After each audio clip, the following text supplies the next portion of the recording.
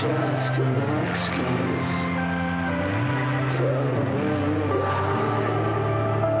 So please don't shake me. Everything that's gone wrong was because I tried to get right. Everything that's gone wrong, 'cause I wasn't right. Everything that's gone wrong was because I tried to get right.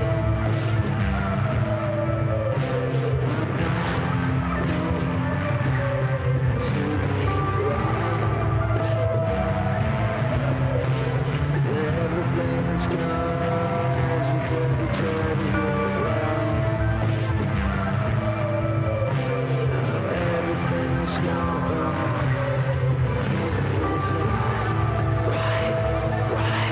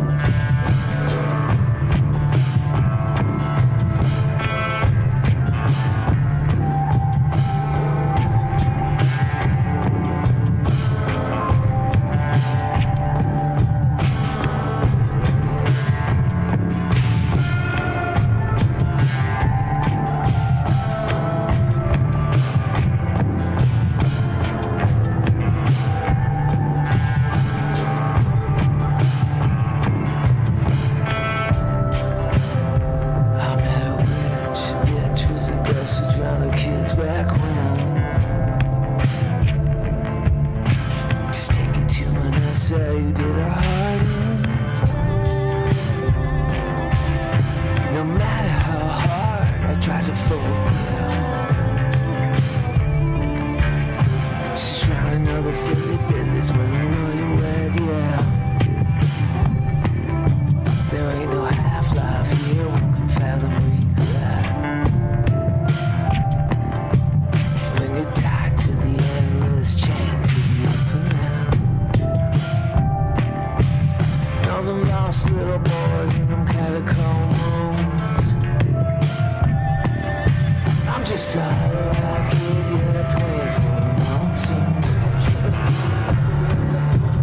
Let them turn the most while you're out. Get tied to the endless and the day you belong. Manage your brain with the little brain. Toe tag and gloss your really the tiny thick necks. They're being cut off at the wrist, they pays for the temperament. What god of the desert, what goddess of the endless will sure see fit to spoil every sunset. God is forbid, I try and blow my nose.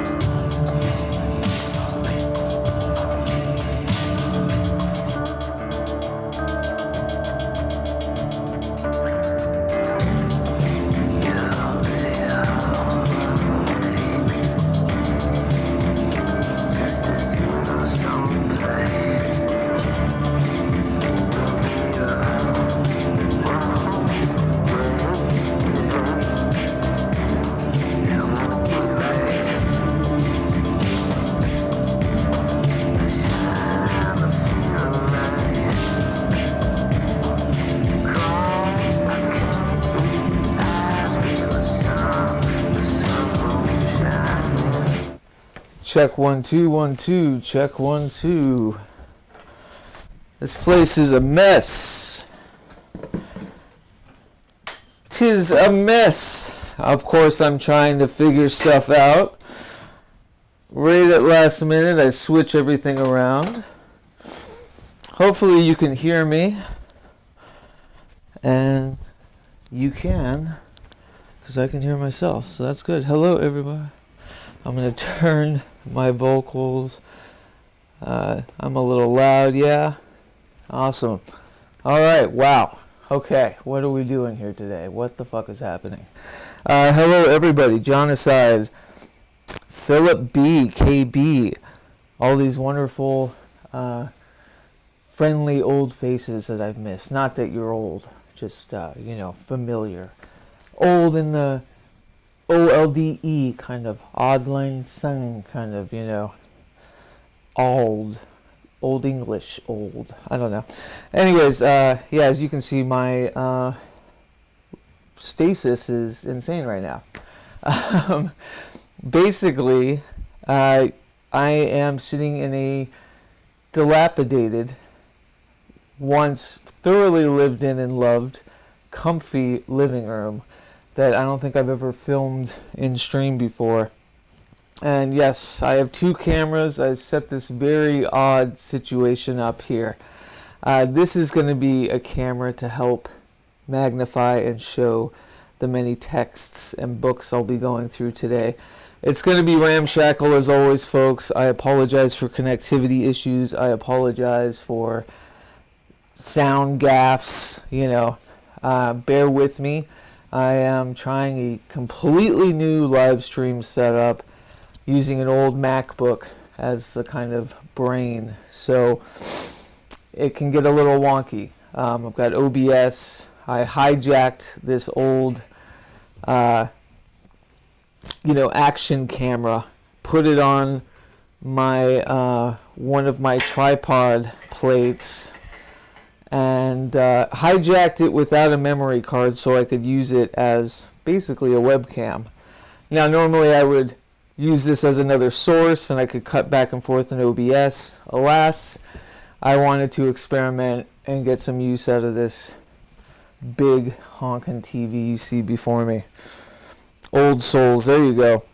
I just bought a Tibetan Dream yoga practice. Music sounds like you've been doing Tibetan Dream yoga. Oh, I love that, Philip Blair. That makes a lot of sense. Dakota Slim's last album was called Bardos, and it was kind of a precursor to the final Dakota Slim album, which I've put on the shelf because it's kind of a white whale project called Zozobra, and it's something I've been working on for over a decade, and it's loosely based on the Tibetan Book of the Dead. So that makes total sense. There's a lot of Tibetan influence there.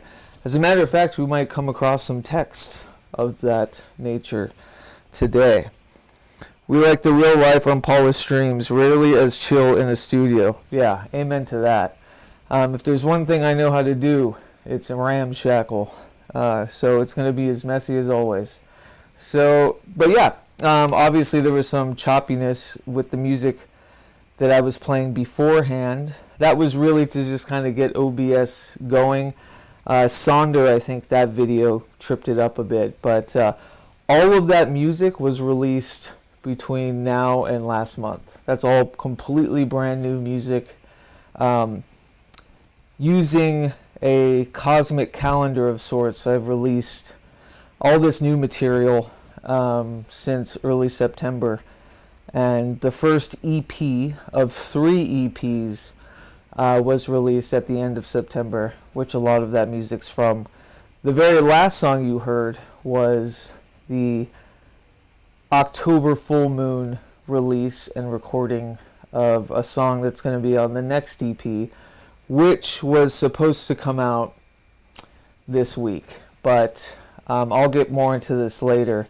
Long story short, there's an arithmetic to a lot of the eclipse magic that I've been doing within Hauntomancy, and there is a astrologer named S.J. Anderson. I don't know if any of you in chat are familiar with him, but he he recently put out a video. It was very synchronous because I am currently finalizing a primer for Hauntomancy, this art magic practice that I've been working on for 3+ years now, which you can read about at Haunt Manual over on my Substack. Anyway, he put out a video recently about the arithmetic of the results of eclipses. And, you know, I didn't get into the weeds or like the finer details of the minutia of the actual arithmetic, but it basically went, and he used he used 3 major eclipses to showcase these kind of resonances with them. And the funny thing is, the 3 eclipses he used, the first one was the 2017 eclipse, of which I blame for my current trajectory. It's when I exalted Revelator Roz. It's like right before I met my partner. My dog came into my life, you know, big tower card. It's kind of the most formidable magical working I think I've ever done. And he said that you wouldn't start seeing those results until 2 years later. Well, funny enough, 2 years later is when I left Portland, Oregon, in 2019. And the other 2 eclipses he talked about were the October 14th in 2023, which I did a working in the New Mexican desert under, I think, 99% totality. And the April 8th, 2024, I believe, if I remember correctly, which I also, did a big Hauntomantik kind of ritual bath and working. And both of those eclipses, the 2023 and 2024 one, are overshadowing each other in the results maxim, which is happening as we speak. And here I am on the eve about to return to Oregon 6 years later. So there's a lot of magnetic and wondrous kind of synchronicities abound. I'm hoping to get back into my routine, writing about all this on Haunt Manual, which I can put in the chat. It's just the Substack, so please follow that if you haven't. I've also been using Haunt Manual as my Hauntomancy or Hauntomancer kind of podcast. I've been silently putting out a more personal, more artistic, as if Pragmagic wasn't already. This one's like full bore into, more otherworldly kind of personal machinations, and that is through the Substack as well. So yeah. Oh, chat disconnected. Am I still here? Yeah, you guys can still hear me, right? Okay. I just saw chat disconnected. So I've got this. Let's talk about the ramshackle setup here. So I'm in the ruins right now of the last 5 years of my Seattle stasis. This is the living room.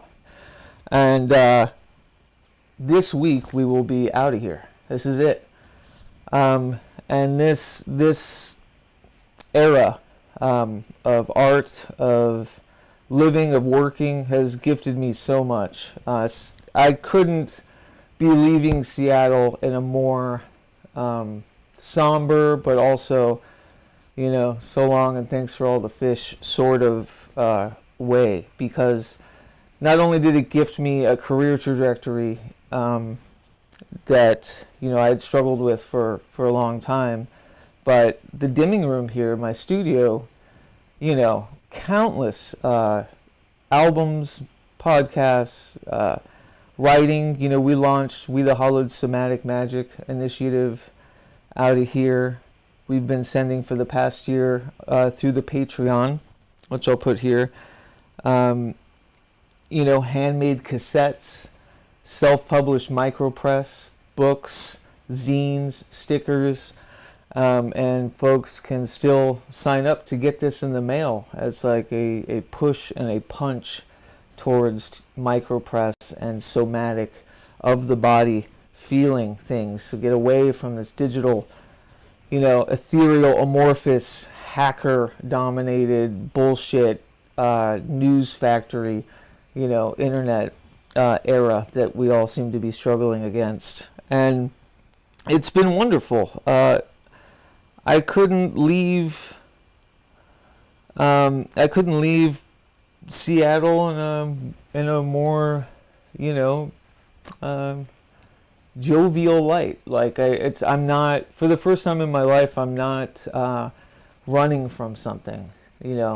I'm not running back to something.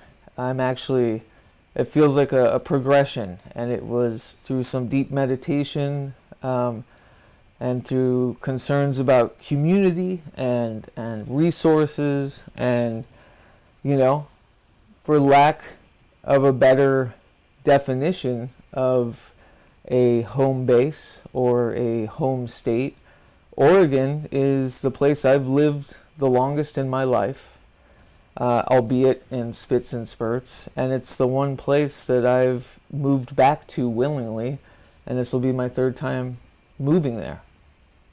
20 years ago, this time was when I first arrived in Portland, not knowing a soul, couldn't be further away from any blood or kin, friends, didn't know anything about it.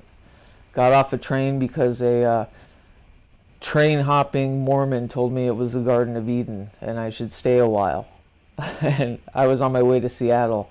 And I got off the train to check it out in September of 2004 and fell in love with the place and moved there, and started this entire trajectory, So it feels like a coming home of sorts, but in a different way. We weren't around for the last 5 years of insanity that has happened to this country, to everything. We were in Denver during the pandemic. We've been here since all of that stuff. So it's a different place, and as it should be. And I respect that, and I like that it's a new, new face, same bones kind of a situation. I was going to put in here the Patreon. Here you can sign up for these somatic magic parcels, and I'll go over those too, because I have my briefcase here to work on some somatic magics from afar. Anyway, so yeah, this week is pretty momentous. It's pretty nuts. I'm doing my best to catch up on all the arts, and outside of music, which has been going great, and has been my favorite iteration of music and magic I think is ever poured out of me, and is consistently providing some new inspiration every day. I've been kind of mum on the podcast and the other currents of which I intend to tend to. I love that you see on this card it says Sin Tarjeta. It's like no card, but I am Sin Tarjeta. Anyways, where do we get started? So I am in, let me just give you a little tour here. There's Zorro. I don't know if you can see him at the edge of the couch. I buried him under some blankets so he doesn't get spooked with all the moving around.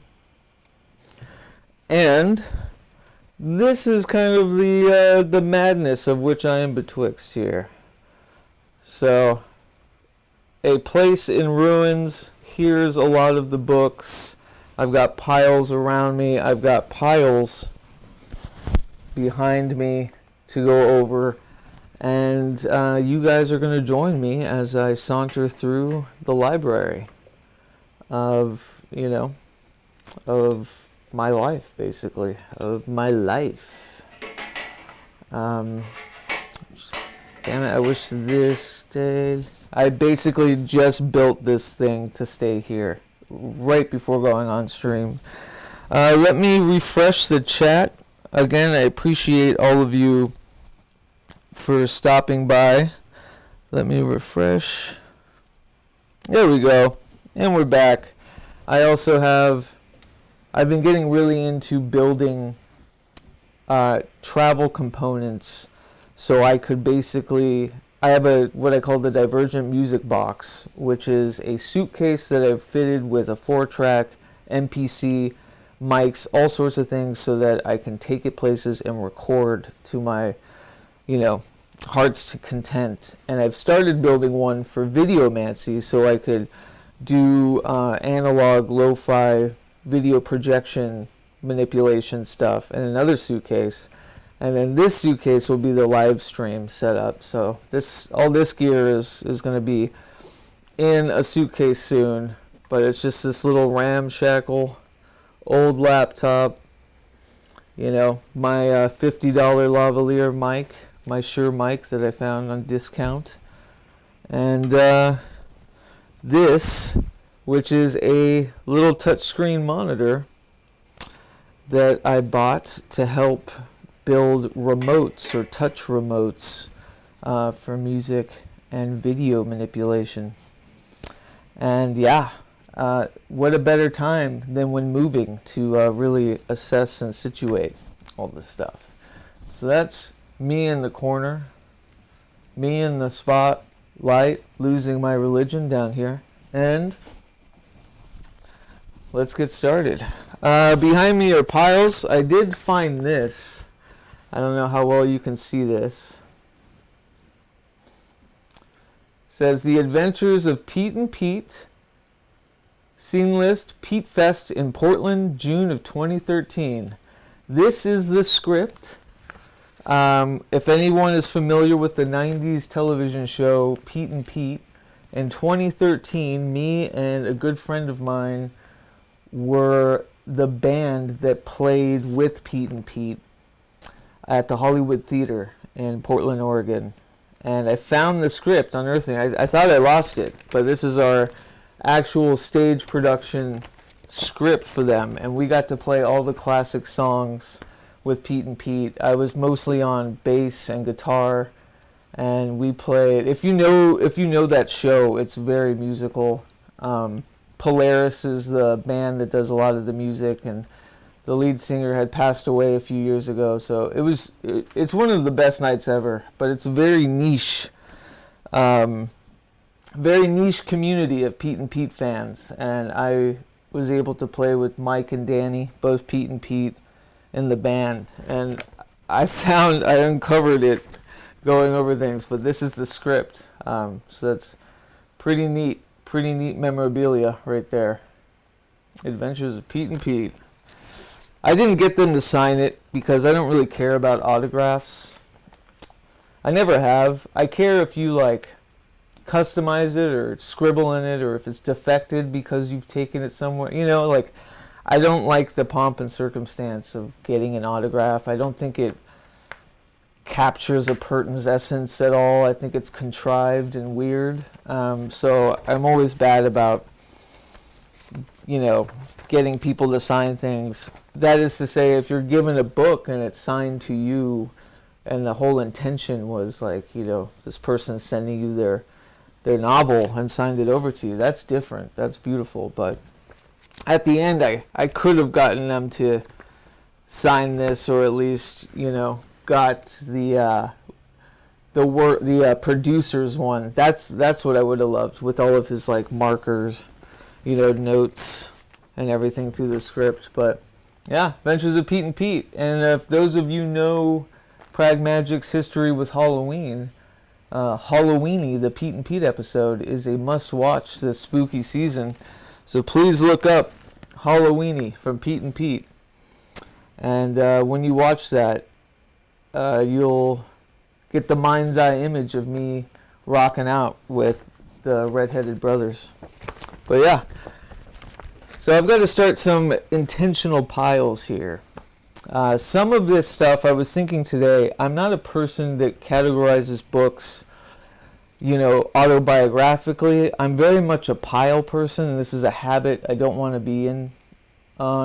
Every room had their own bookshelf and had tons of books concerning different things. I may have an occult section in the main living room, but in the dimming room I would have, anything that I was studying magically, but also, you know, like the Tibetan Book of the Dead would be in that room because I was writing something from it. And so it's just a mess. Everything's all over the place. And so I've got to come up with some intentional piles and maybe just categorize by kind.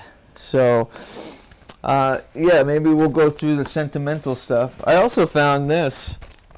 I was privileged to know the one thing about having extremely young parents is that you may be eligible to know your great-grandparents, and I was. My parents had me when they were incredibly young, 19 years old, and the one bounty or the one great thing from that was that I was able to know my great-grandmother, who was of Nordic descent, and she always loved that I was a musician, and before she passed away, she made me this scrapbook of my great-grandfather, her father, Paul Mork. Look at this dashing Nordic man who was a very celebrated Norwegian, I believe, violinist. He was multi-instrumentalist and a composer, but I think his main instrument was a violin. So yeah. Just these little things that I completely, you know, when they're not in the purview every day, you forget. But yeah, final rites. Let's see. Paul Mork, born June 27th, 1884. He was born 102 years before me. And there's his, there's him and his wife Mary, funny enough. So great-great-grandma Mary. So I just love these like very sentimental treasures. And this is what I'm talking about. This shit, irreplaceable. What a fucking charged, magical, haunted item, you know, built with such care from my ancestral Nordic magic here, which I never give much credence to. I don't know if anybody in the chat has worked with or has like Nordic ancestry. I know it gets a bad rap because it gets conflated so much with bullshit supremacy, you know, the mythology and everything, but I'm always down to hear some beautifully tempered ancestral magical things from that side. I need to pony up on that because my mother is half Nordic, half Italian, and so she's a witchy woman for sure. But those are two lineages that I'd love to be far more involved with. So yes, okay, sentimental pile. We're gonna put this. Yeah, we're gonna put this here. Speaking of Zozobra, Philip, here was the binder I started with all the research. There you go. I guess the light's this way. I'll have to move it. Zozobra. This was started in 2008, 2007, maybe. And it's got all my all my research. And here you go. Here's an early Zozobra mind map going over the actual bardos of the Tibetan Book of the Dead. So I have like the Asura realm, and this is something I had stapled in my office, you know, or like bedroom, back in the day when I'd work on it. So this is my white whale, is the Death of Dakota Slim, Zozobra. But yeah, this is just one of the many binders full of this bountiful research and notes. There you go. I'm going to have to move this light so folks, I can show it on the TV better. Oh, I guess I can show it down here. You can see it in the other camera. Yeah. Zozo. Alright, sentimental. Oh, this is neat. So this is from 2017. This is when I started being out and proud about my weirdness and my woo. And this was a binder that I carried everywhere with me, with a big old fat Austin Osman Spare taped to it. It says Rev Raj, and there's the Austin Osman Spare. I gotta use this. It's nice. It's like a nice leather binder. And just, I love just the out and proud Austin Osman Spare self-portrait. So, I'm going to leave this out because I might put nice stuff in it. One or the other, I used to keep a lot of my notebooks. I would carry like 4 moleskins for each project, and I would have them placed in this vintage life insurance kind of binder. Yeah, let me try to fix this light so we can see things better. Just trying to avoid the glare on the television.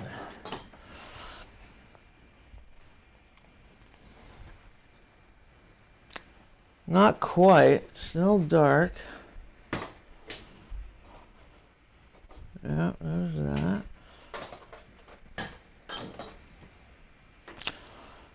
that. Here.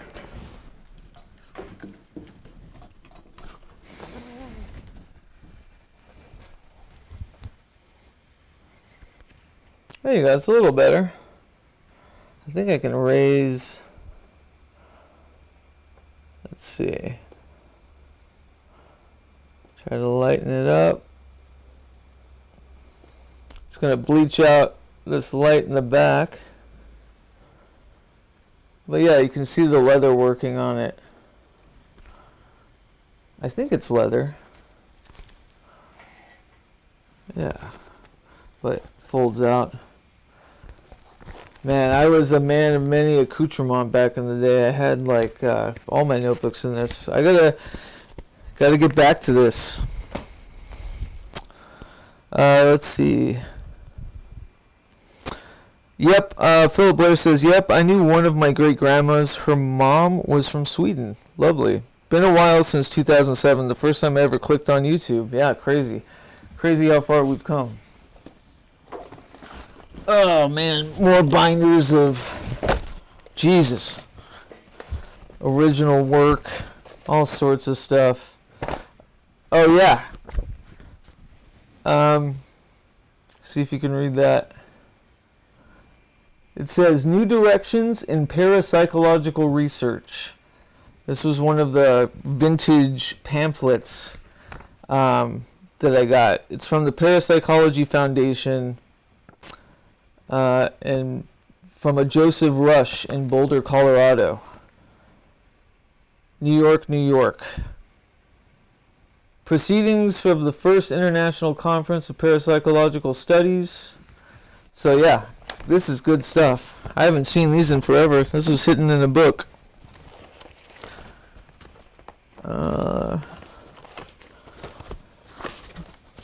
Oh wow, an early Marianized joint band, Moon Rebel. That was an early sigil of ours. There we go. Is this working out for you guys? Can you is this make sense? Is this cool that you can see it blown up on the television? I know novelty wise it's neat and it's funky and everything. I just wonder how practical. Oh, I was thinking about this the other day. This is my Time magazine cover of when Bowie died.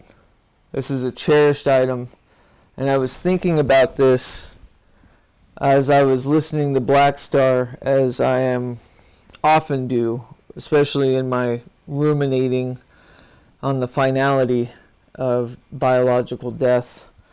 And no one did it. No one probably can ever do it as beautifully as he has, as the gift that he's left us in the album that is Black Star. And the way he went about it, I mean, it would take a David Bowie to make something that incredible, you know?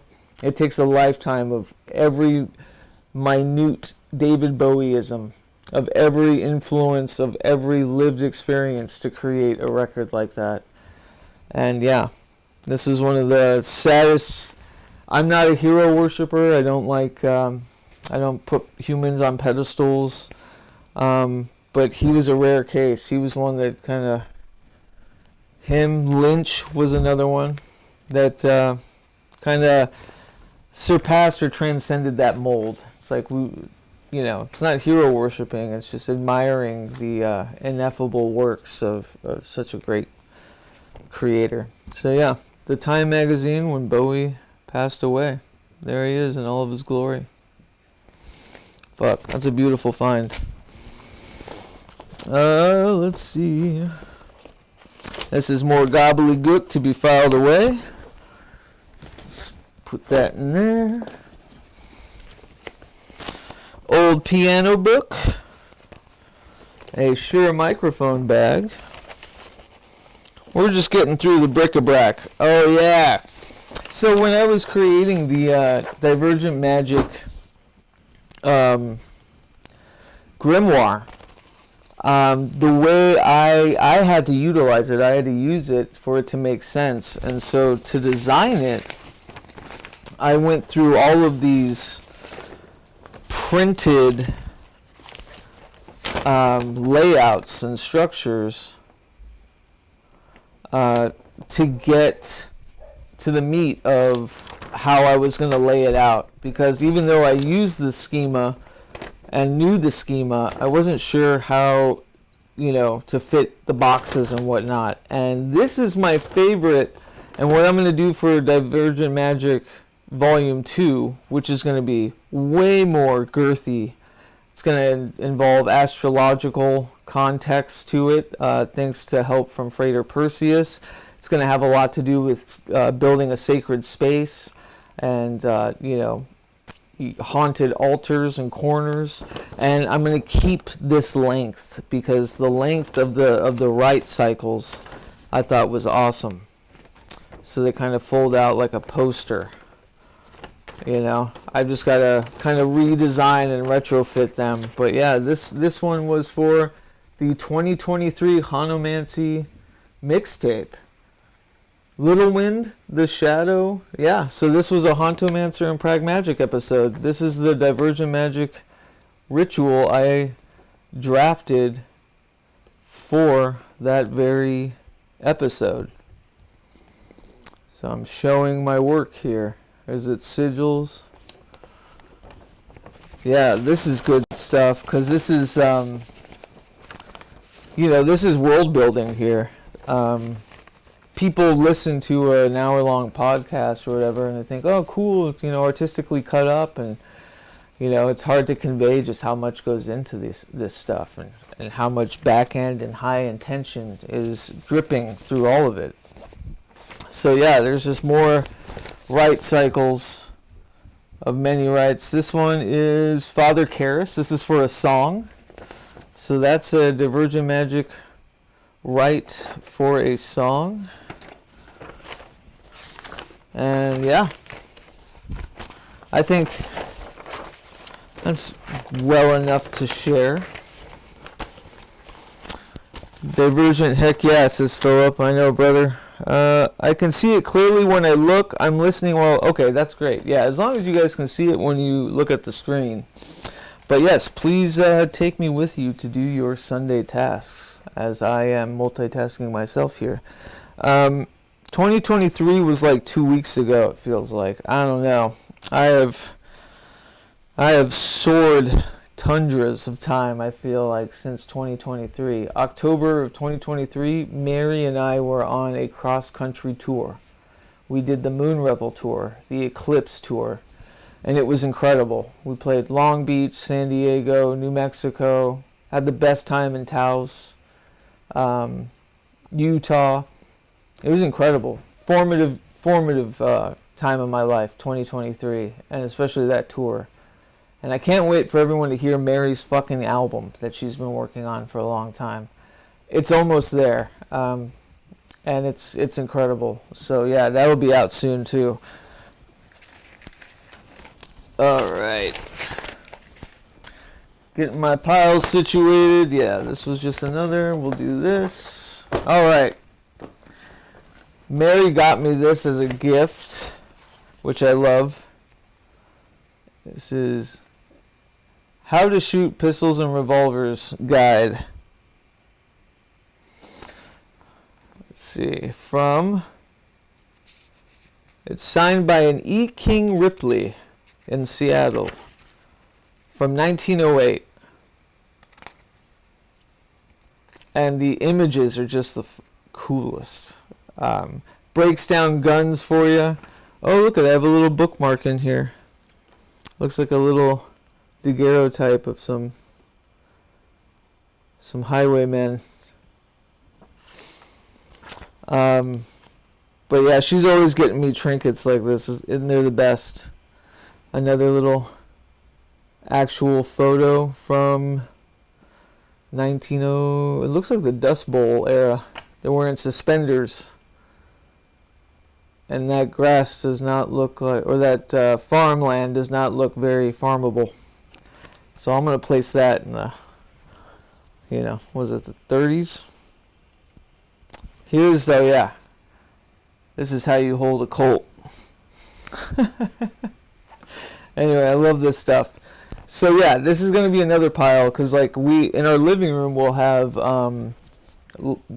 book space. It's where we're going to design, I'll have in-person podcasts sometimes there in front of the fireplace. It's a very bungalow, like old Hollywood bungalow style living room. And stuff like this deserves to be in there. So I'm going to make a living room pile. Oh, and speaking of 2023, this is a set list from tour. And the set list, by the song, tells me what I'm doing with my body, because I was backing Mary up on drums, guitar, and other things, and she was backing me up. So throughout a set, I was either standing, sitting on drums, I was on guitar, so I could sit or stand. Stand, I'm on drums, guitar, stand, and then, stand or sit, maybe, I put, maybe. So this is my cheat sheet of what to do with my awkward body as I'm jumping across many instruments. I'll put that in there. All right, and this is another one. So those of you who are part of the Somatic Magic initiative that we've been doing through the past year, which is every 2 to 3 months, we send out a shipment of handmade cassettes and albums, Audiomancy albums, of zines. We have a printed newsletter we call the Haulers, and we've designed it. My initial design came from this. This is called the Desert Rat Scrapbook, and what it is, it's one piece.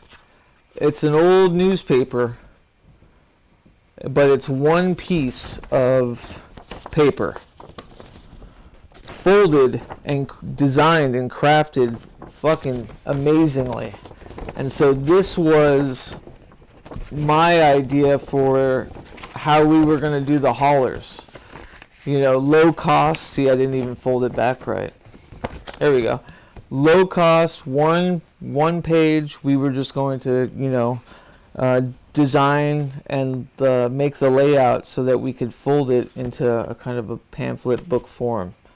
So the Desert Rat Scrapbook, this is where the haulers came from. And we are on the winter haulers, which should be coming out next month, either November or December. We have 2 issues out already, and you can find those through Patreon. We put the PDF of the first one out, I think, for sale for $1. We'll have to do the second one. But yeah, our print newspaper was inspired by this guy. So this is another sentimental one. Same with my buddy Gabe Hart's brilliant periodical, Beyond the Last Estate. Search them out if you're a writer. If you write any sort of kind of transgressive or outsider, radical, rock and roll kind of fiction, nonfiction, this is the magazine for you. It was created by a troubadour and, drifting badass and Gabe Hart of Jail Weddings, who is just as successful and awesome as a writer as he was a musician and songwriter. And this is his ode to literature and current literature too. It's not dead. And you might find a We the Hollowed ad in it. So he was kind enough to print a ad for We the Hollowed, and actually I think he even reviewed the Hollers, that print newsletter I was literally just talking about. Let's see. Yep. So our first review that you won't find on the internet, for something you won't find on the internet, in print form, where is it? There it is, The Hollers, by Revelator Roz, Frater Perseus, and Eric Millar, or Adorner Millar. We the Hollowed. And he had nothing but awesome things to say. One of my favorite things he said was, backed with 3 other short pieces by ringleader Roz and his 2 cohorts, this is a great place for uninitiated to this alternative universe of sound, literature, and psychic level communion. So there you go. Celebrating a decade of multidisciplinary schizo mediums, all of which glow in the dark in defiance of their stubborn obscurity. That's my favorite one.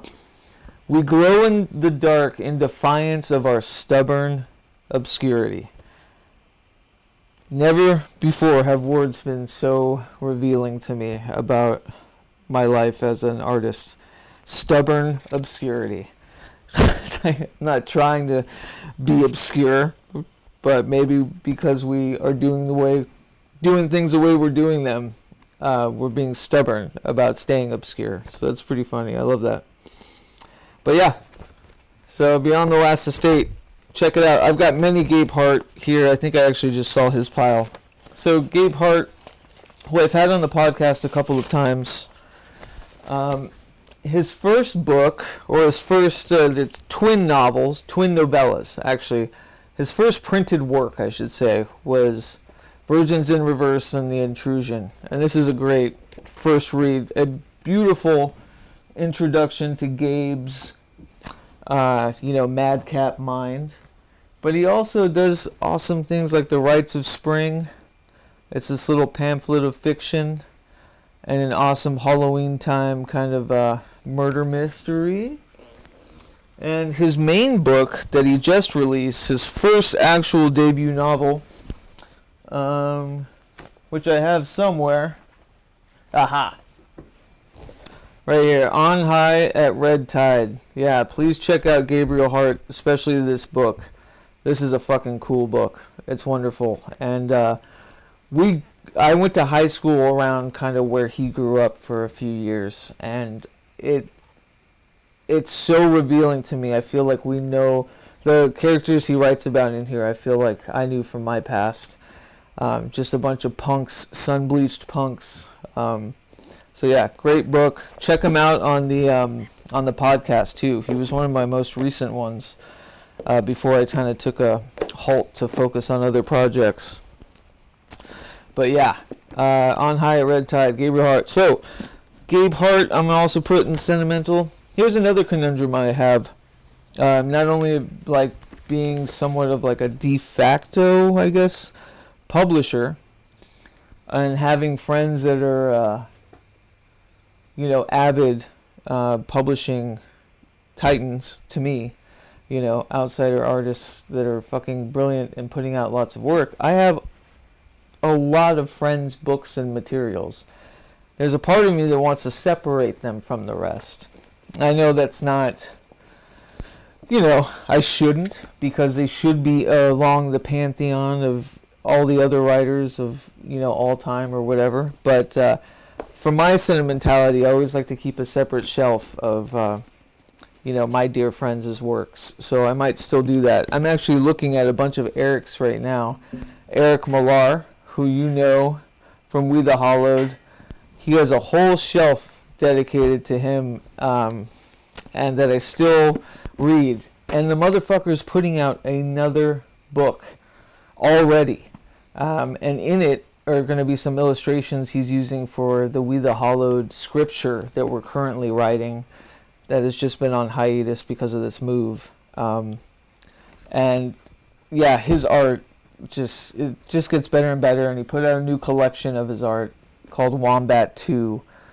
I think he silently released it, and he's going to be promoting it here soon. But anyway, he's always putting out stuff. And I think that's what broke my heart the most through this move, was I found that I overestimated my time, energy, and capital to keep the momentum I had been on.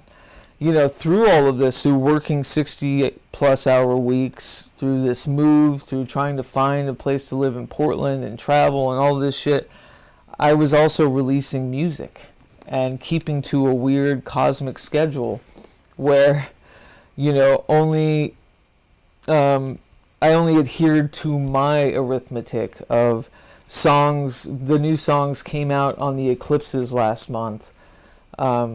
An EP came out on that second eclipse. A song this month came out on the Super Blood full moon. You know, so I'm keeping to this cosmic schedule, and I couldn't. I finally had to let go of that cosmic calendar this past week on the 21st and 22nd, because I had planned to put out another song and maybe even the second EP, but there's still some things I want to do with that music, and I wasn't going to sacrifice the art to keep a deadline that no one gives a shit about. It's not like putting them out on the eclipses of the full moons have warranted me any better time in, you know, the market or whatever of releasing music than, say, putting it out in a regular business day or something. Like, none of that mattered to the scheme of things outside of just mattering to me. And I had to come clean with myself, and that I couldn't nor wouldn't feel good about putting out or sticking to that cosmic schedule and my offerings be 80% there, you know. So took a breather. Mary and I are finishing some more touches up on another song when she comes in tomorrow. It'll be the last time we'll be recording in this Seattle dimming room, and it should be the end of Algol 2, which I hope comes out on Halloween, on our anniversary. So the second EP, I'm hoping, comes out on Halloween, if everything goes accordingly, you know, and that's giving myself enough time to really, like, work on the songs and the material, or to really, you know, give them their due in that narrative structure of the EPs, because the third EP, as it relates to Hauntomancy too, the third form of the Geist, or of the specter of self, is of the prospector, is of the potentialities of the specter of self. So it's only fitting that the third EP be finalized and released in our new home, in our new settings. So, yeah, it's just a lot. And again, according to this Eclipsean arithmetic, I am in the throes of 2 overlapping eclipse workings right now. So things are just kind of haywire. So I'm hoping that Algol 2 comes out. Algol 2 Electric Boogaloo. No, it's not what I'm calling it, thankfully. Will be coming out Halloween. But don't be surprised if I take a breath on that. I think as long as it comes out before November 4th, then I'm good. Or November 4th or 6th, because I think that's when the cosmic transits start to wane for this magnanimous time. And I'll be writing about this on Haunt Manual, spelling it out to the best of my knowledge, or giving some rhyme and reason as to what my calendar is for these releases and why I'm doing it this way. But as of right now, you know, just be on the lookout for another EP coming out this month, and the third one in November. Okay, sentimental, awesome writers. We're gonna put in another pile. Here, actually, I'm gonna start building boxes.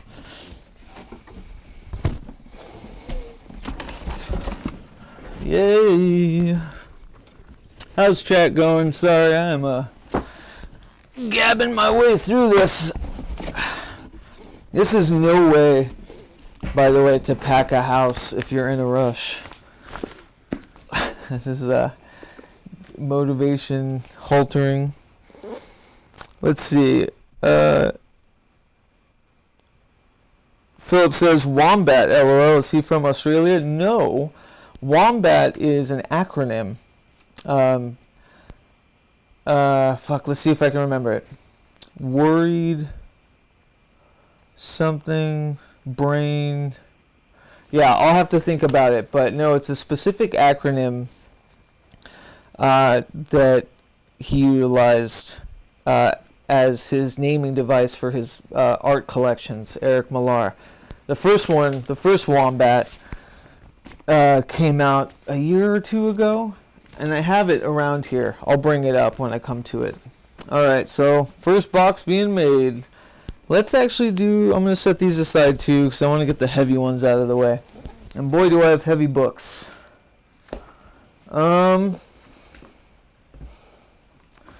Yes, one of my classic, what do you call them? Coffee table type books. This has followed me throughout the years.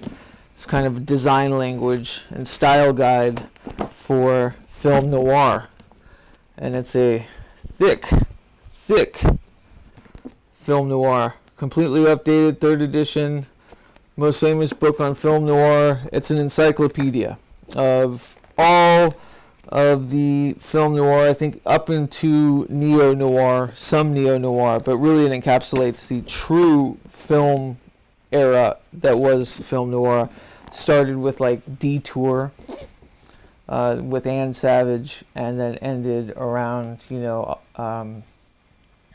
with Orson Welles' Touch of Evil, I think was the last one. Like true hard in the paint, black and white film noir. Touch of Evil 2, if you haven't seen it, is one of the best films ever made. Charlton Heston, though, you have to look past Charlton Heston playing a Hispanic character, and that's not so easy. But the film itself, brilliant. And Detour, what's considered to be roughly, I think, the first film noir I created a score for in my old band, Spare Spells. And when we birthed to the world on Halloween of 2014, we played to it visually projected with us. So film noir has been it's always been a thoroughfare for me. I took a class at Berkeley, in Berkeley, about specifically film noir. And it's just one of those things I've always studied, kind of in an academic or pseudo-academic sense, just that era. But yeah, this does go up into the neo-noir of the 90s a bit, like Grifters with John Cusack, that sort of stuff. But yeah, this is a big one. This is for the living room in the new kind of bungalow, old Hollywood bungalow. Let's see. I think some of these are Mary books that I got to put in her section. Here's a Kabbalah book, which I got to make a whole magic section because I'll bring that out here soon. That whole shelf or two. Outer Planets and Their Cycles, by Liz Green. When did this come out?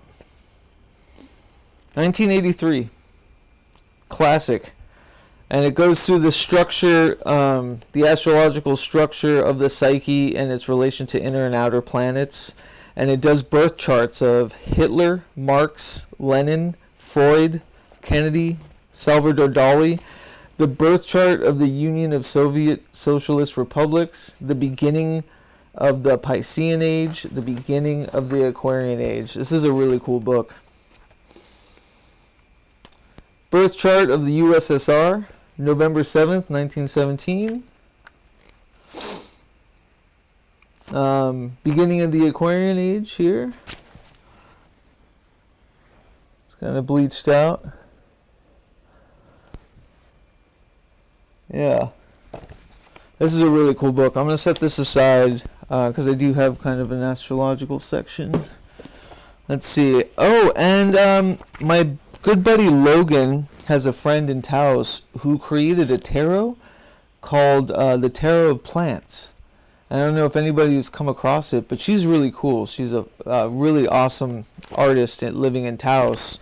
And this is the field guide to a tarot of plants. And she sent Mary and I, after our tour, the book and her tarot deck. And it's a really cool deck. It's Father of Spring, Bachelor's Buttons, Quick Meaning. This showy flower looks like none other, and yet it humbly doesn't draw attention from those around it. The Four of Autumn. So it does seasons as the suits. Four of Autumn, Potato. It's Daughter of Autumn, Blueberry. It's really cool. I'm going to have a whole tarot section because we've got tons of decks and books and all sorts of stuff. So I'll set that aside here. One of my favorite books growing up as a, hard in the paint, romantic beatnik as a teenager was Door Wide Open. The love letters between Jack Kerouac and Joyce Johnson, and I just loved the way they wrote to each other, and it's kind of been a blueprint in a way of like I can see now how I write to those I have been in relationships with or that I'm romantically involved with, and there's a lot of tendrils that come from the kind of rhythm and honesty and humor and whatnot from these letters. Even though, say what you will about Jack Kerouac, he was a kind of philandering, misogynist, whatever. And so the truth behind a lot of the letters is a little darker. But really just as an exercise in forlorn love and like the art of letter writing. It's a really beautiful book. So yeah, Door Wide Open is what the collection's called. And that's a sentimental book. Let's see. Yep, classic tarot spreads. This is the Sandor Conrad one that I think a lot of people have. Sorry about the glare and the lighting. Let me see if I can. Let's see. Gamma down. Yeah. It's a little better. I'll have to come from the side, maybe. Yeah. There you go. Maybe not so dead on. Yeah, classic tarot spreads. I think a lot of people starting out have this book. It's kind of like the, one of the beginner books of getting into tarot. And another beginner book, and one that Mary and I shared a love of, especially when we started seeing each other in Portland, was these books that we kind of grew up with. The Book of Signs. I'm sure a lot of folks have. An incredible Rudolph Koch. He has other ones, it's like an anthology, and goes through like the calligraphy, the cartography of symbols and signs, and how they correlate and what they relate to. And I remember We the Hollowed actually takes a little from, not intentionally. I had a band called Young Haunts, and you'll see the T and the H in Young Haunt, or YTH, or YTHS. Where am I? There you go. Right here. That T and an H is part of the sigil for We the Hollowed. And unknowingly, I think at the time, and maybe it was ingrained through religiosity, I used that. And it says here, blah, blah, blah. Oh, it's heavily used in the Middle Ages, that sort of script. So yeah, this is just one of the wonderful formative books on sigil crafting too. The Book of Signs by Rudolf Koch. Let's see. I've been browsing Rosa Luxemburg's letters. She was campaigning for the legal rights. Sorry if I'm speaking right into the mic. I've been browsing Rosa Luxemburg's letters. She was campaigning for the legal rights of non-human animals over a century ago. Sounds very Buddhist. Sounds very Buddhist how she talks. Darwin talked that way too. I didn't realize Darwin had that affectation to him. It makes sense, though. He had a very communal relationship with what he studied. In The Descent of Man and Selection in Relation to Sex, 1871. Very cool. I'll have to check that out. Rosa Luxemburg. Yeah, Orson Welles said the only film he was allowed to make without interference was Citizen Kane. He talked about some of the things he wanted to try cinematically and wasn't permitted to, which is too bad. And I think those limitations actually, maybe there were studio limitations, but on Touch of Evil is one of the most brilliantly crafted films, American films of all time. The intro sequence is a one-er take that uses cranes, and at that time was unheard of for camera movement and rhythm and structure and planning. It's the sequence about, you see in the very beginning, two people plant a bomb on a car, and the car drives through this Mexican town, and the camera leaves the car, but you see it in the background still doing its thing, and focuses on another, bit players, and camera goes over alleys, and you still see the car. It's all one take, and it finally meets back up with the car for this big crescendo, and that's how the film begins. And that's to me, one of the best achievements. Achievements. I hate when people talk like that, like it's when they sportsify shit. But I thought it was just stunning, and it still stays with me. That opening of Touch of Evil. So it's sad to hear that he was, up against the wall for all those other films that I revere him for. Like F is for Fake is one of my favorite films as well, Orson Welles. That whole narrative of that movie, how it's done, about illusions and fiction, and F is for Fake is fucking amazing too. But yeah, I imagine he had a lot more in him before he left, because he was still pulling out amazing shit far into his age. Citizen Kane, yeah, I get it. It doesn't. Citizen Kane, I get, had to be made and had to be a formative work from him for him to create films, that I hold deeply later in his life, like F is for Fake, to deconstruct a film narrative and docu-cinema type thing couldn't exist if a film like Citizen Kane hadn't come out first. And the fact that he was author to both of those things is really cool. Kind of reminds me of how Phil Hine, was to chaos magic with condensed chaos, and then later, more recently, came out with that book that I actually interviewed him about. Why am I blanking on it? But it's basically his treatise on where chaos magic has come, and he kind of deconstructs it and makes it more personable again, or personal, I should say again.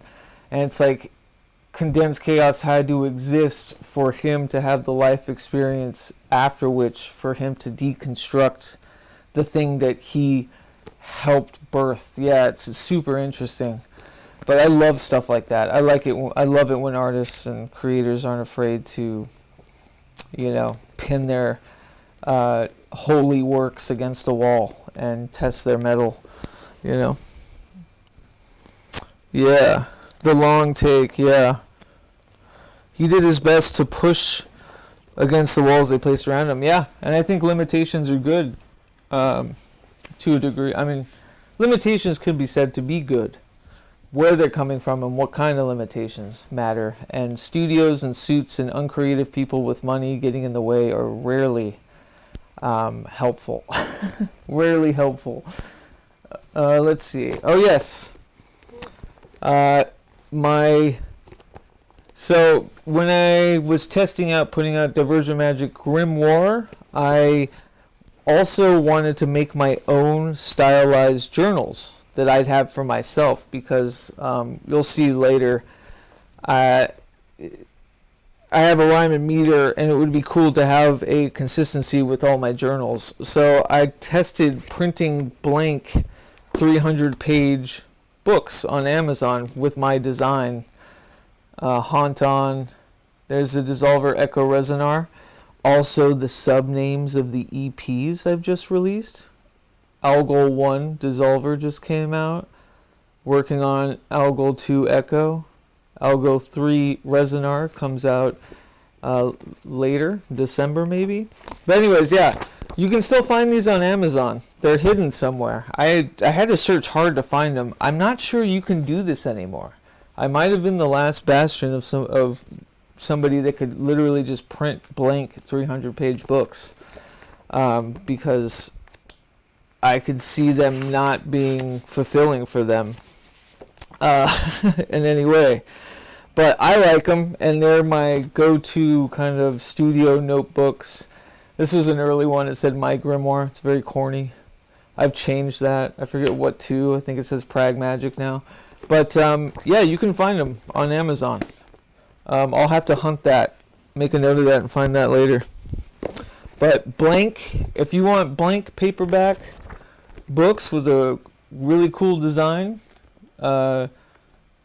co-designed by Ryan Brewer of Image Comics, dear friend of mine and artist through most of the Dakota Slim things, whose artwork is around me, you can't see now, but the planchette with Austin Osman Spare in the middle that has become synonymous with Prag Magic is now, and has become synonymous with the Divergent Magic Grimoire, is on blank journals that you can get. So check that out. All right, picking up the pace. Oh yeah, so this was, damn, I'm not even dipping through these. So I was talking about the 2017 eclipse ritual, and I found one of my journals from that time.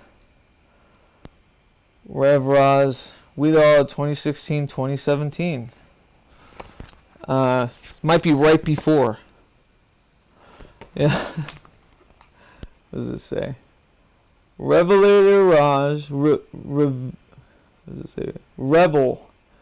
Rejoice. Oh, I was designing these old playbills that you used to see in the 1800s. These like religious kind of playbills that would be like, rejoice for he has blah blah blah, you know. And I still use that and with the hollowed stuff all the time. But yeah, it's crazy. Revel Ross song notes. There's the with the hollowed sigil.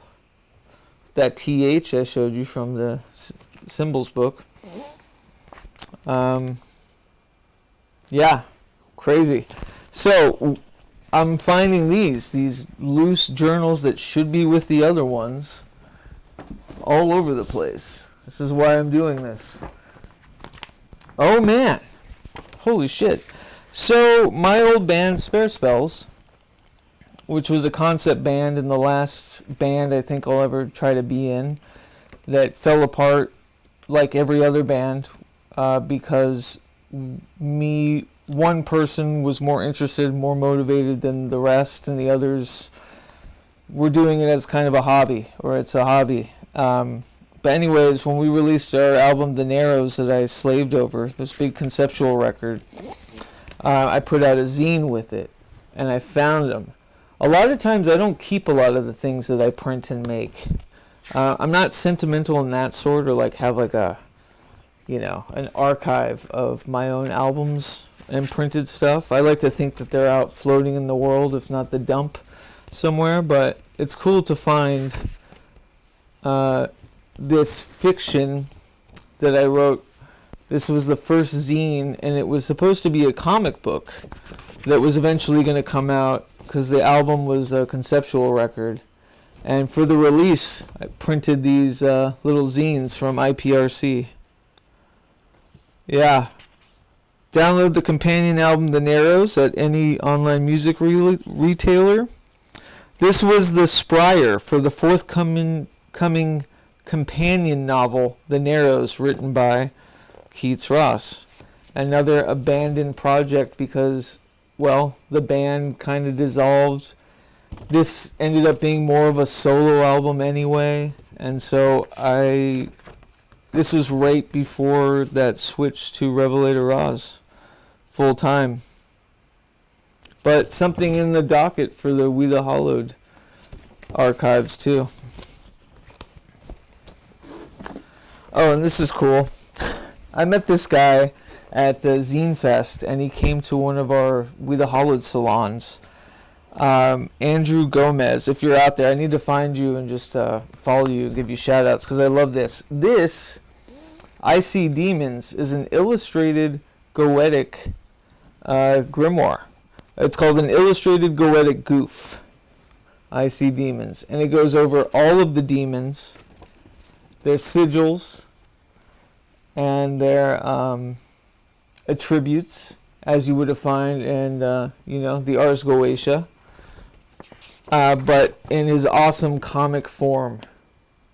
So really hilarious illustrations. Let's see. I don't want to name any of these out loud. There's some really cool ones. Like Crocell. It's a Duke. I love the way it looks. Looks like the Spectre. Crocell can find natural baths and warm the water while making the sound of rushing water. Look, just try to enjoy the bath and try not to focus on the demon peeing in the bath, okay? So yeah, it's a complete goof juice discombobulation of the Ars Goetia, which I love. Not taking it too seriously. Though, recreating the sigils like perfectly to the T. I wonder if there's been any kind of, I don't know, cosmic fallout. I never had how do I put this? I've never had generative results or Ethereum working or doing anything around the Goetia or demonology or any of that stuff. It wasn't for me. It wasn't a path I cared about or wanted to pursue. And as a matter of fact, I got spooked once, but that's a story for another time. And it's just I didn't trust the energies. I didn't trust the things I was working with. So I wonder if he's had any weird resonance from this at all. Let's see. Everybody knows Paimon now because of Hereditary, which I find funny because the info in that film is completely made up, a lot of it, about Paimon. So I think Ari Aster, even though he could be accused of using the occult as a slasher or some sort of scary trope, evil trope for a horror movie, he still had the wherewithal to not completely carbon copy the information from the sources to it as a just in case. At least I'm hoping that's why he didn't do it and it wasn't just kind of laziness or needed to fill things. I think he knew well enough not to go full bore on his sources. Philip, oh wow, I'm curious to what spooked you. Yeah, it was during the pandemic, and it was during one of my initiatory constructions of Divergent Magic, where I was doing daily magical rituals, and I was utilizing whom I call specters now, or beings, whether it's the other, or whether it's shades of the self, or whether it's people who lived, or people who don't anymore, personalities. And every day you would kind of, utilize that personality as your kind of your barometer for the day. For me, it was people like Arthur Lee. Like, I would use Arthur Lee of Love from the 60s band Love, who was one of my favorite songwriters ever. And I would use him as kind of a deity for songwriting or something. Not like in a worship way, but in a way to like give to your own pantheon of influences and whatnot. And he was of a person that was living, or that it had lived. Another shade was, a past self, which is the kind of early genesis of Hauntomancy. And then I thought that I needed to bring one in of a more traditional sense, and I utilized a demon from the Goetia, because prior to that I had kind of superficial involvement with the Goetia, but it was more that you utilize someone like Paimon on that day, and that's not to worship or to give offerings to them, but through your daily magical practice, it's to remind yourself of tradition and to inspect. It was more of a studious kind of deity. It's like, yes, there's an entire world, even academically, through currents and traditions that, aren't a songwriter who lived in the 60s, aren't a past self, but are these supercharged, heavy kind of things. And I think I just played too close to the fire on that one, and there was a lot of weird occurrences, and I got some big talking to from friends and loved ones in the occult community about maybe not playing so fast and loose like that. So it was a big kind of, all right, I'm not going to treat your cherished pantheon as flippantly as I would cherish mine, because I can play fast and loose with mine, but all of the heavies and magics and energies people have put into these things, far more serious than I put. No, I wouldn't say more serious, but is more quantified or multiplied than what I've done for mine. And I think I was just playing a little too fast and loose. That's the quick story. Yeah, tulpas of people. Exactly, Philip. Thank you. Yeah, no, that's beautifully said. Yeah, exactly. Tulpas of people. Kind of heteronyms, like personality masks of people that once lived. You're not, I don't want to say cosplaying, but it is kind of like method acting in a way, probably wise advice. Yeah, so that was it was a learning teachable moment, but also that's what I get, because I didn't really want to anyway. I didn't want to work with the Goetia. I did it begrudgingly because I think I felt so outside, and it was before I really gave myself the okay to say, fuck it, I don't care if I'm not cottoning to the, much investigated and long labored and storied traditions of, everybody talks about and does and everything. And yeah, I'm not going to be as, sought out or listened to because I don't have beginner episodes on this, and that, or, you know what I mean? Like, I felt pressured to gain a wider audience or something by allowing that stuff in, and it was stupid to begin with. And everything in my life, any regret that I have for any choice that I've made, is usually because I've made that choice to appease something outside of myself, or went against my proper judgment. So, yes, wise advice and a good lesson. Yeah, and thanks for hanging, Philip. I hope this isn't too boring. Let's see. Oh yeah, I Suffer Alchemy. This was our first foray as publishers. We the Hollowed. Laird Lee Kirk of Scotland okayed us to try an experiment and to publish his work through We the Hollowed. Granted, We didn't know what we're doing. We still kind of don't. We're terrible with promotion. I know back when I was a young, artist, I would think like a record label or a publisher meant that they would handle social media and marketing and all of that. And unfortunately, we're bad at that. So as a publishing house, us trying to take on a young writer and his first novella, we couldn't service that for him.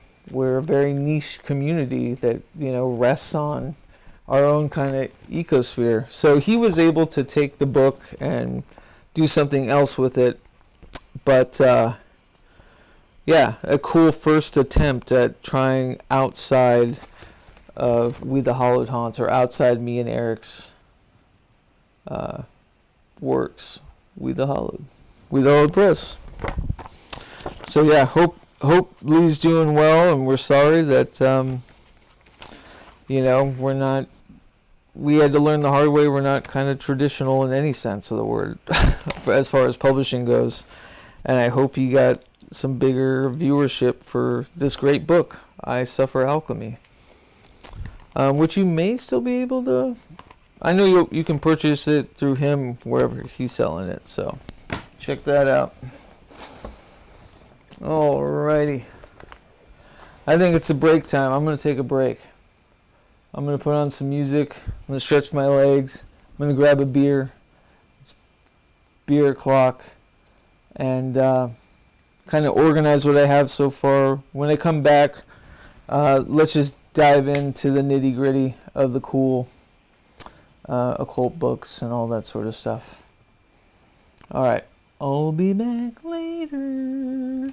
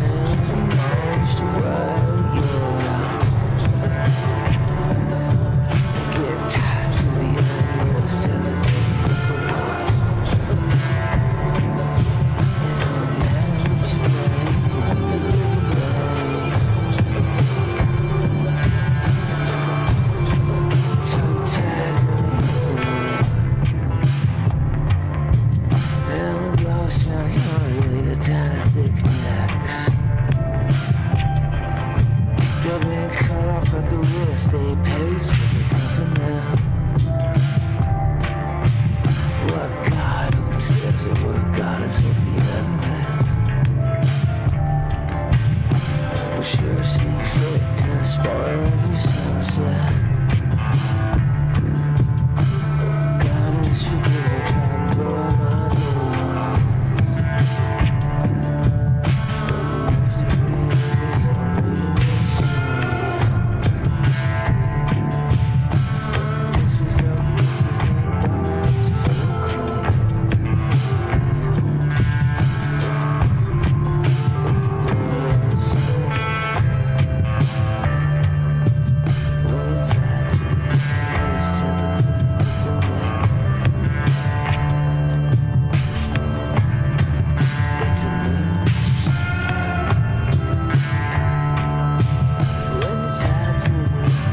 tell it to you.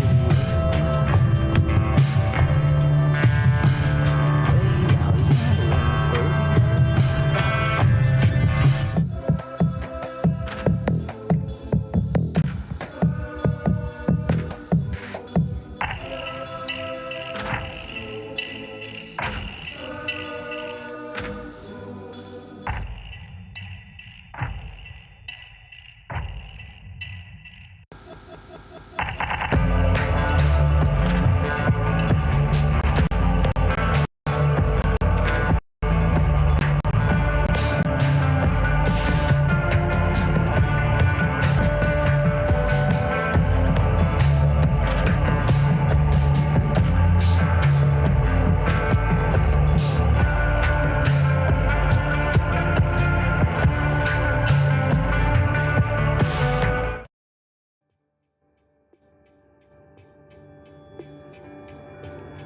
My Audiomancy session that I was streaming was called Little Wing.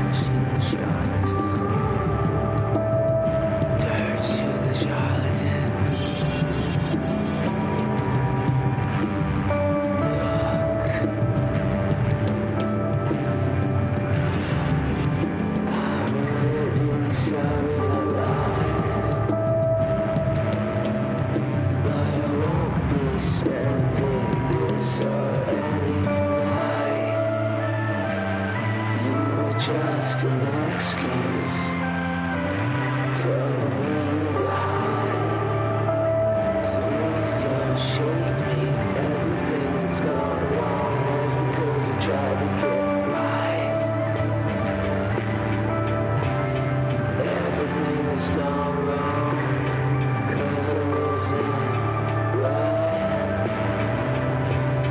Everything that's gone wrong was because I tried to get right.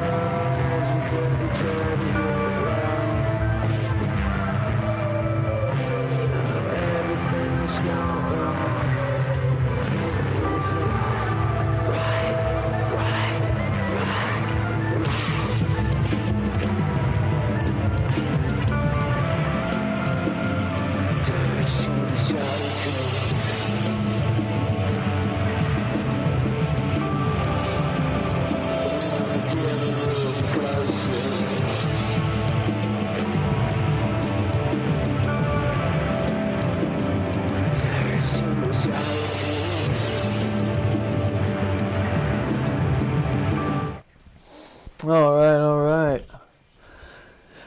Cool. How you doing, Zorro? How you feeling? I know it's been a while since I've done any streaming, let alone a sort of marathon. I was looking for my beer. And my mic is still loud, yeah? Still loud. Check 1 2 2. Check 1 2 2 2. There we go. That should be better. Thanks all for hanging in there. I think this is going to be the magic hour. This is when we go through the stuff that's heavy, that now that I've sourced where things are coming from.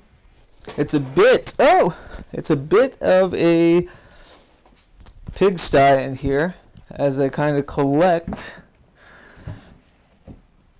books to share, but I also want to collect books to share and then pack in their respective places to travel out of state.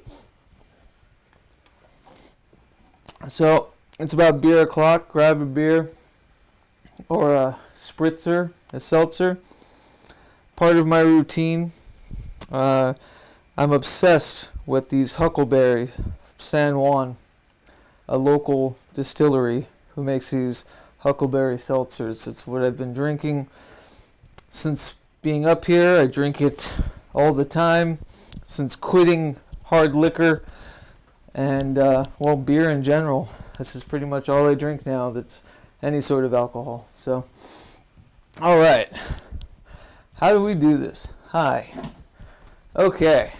I need to find receptacles. How are you feeling, buddy? Because I was wondering what the hell we're doing. How you feeling, buddy? Oh, I'm in way. Everything's so makeshift here. So I put this there. This is one of my prized possessions. I'll just go with this.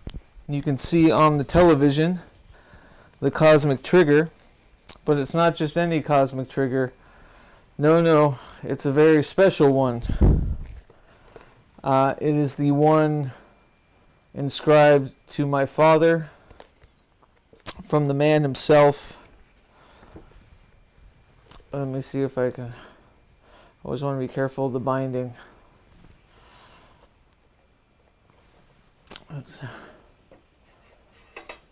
So it says, to Thomas, twins, Robert Anton Wilson.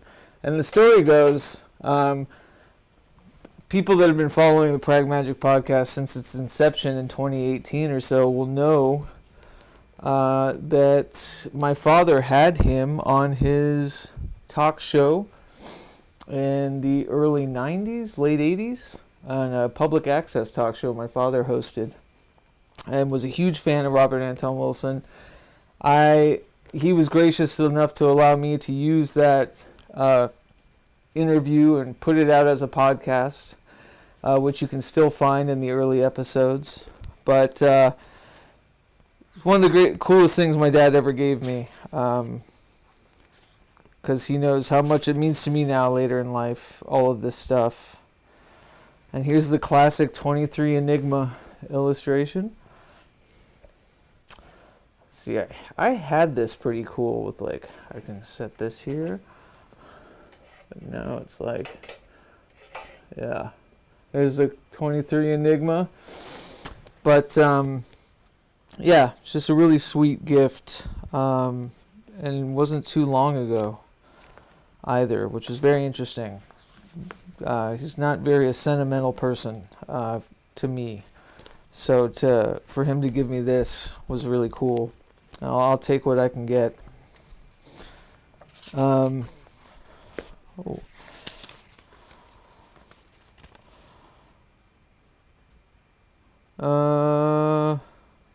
And I just found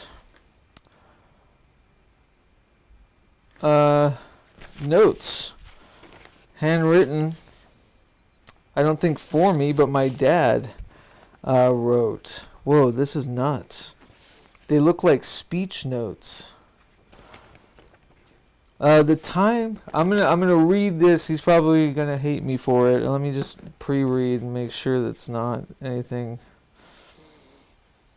It's not like I have much capital to begin with. You know?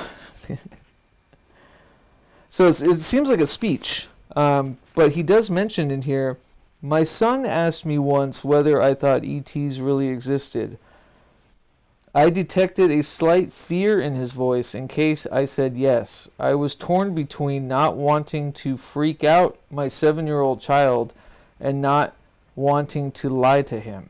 I chose a diplomatic escape.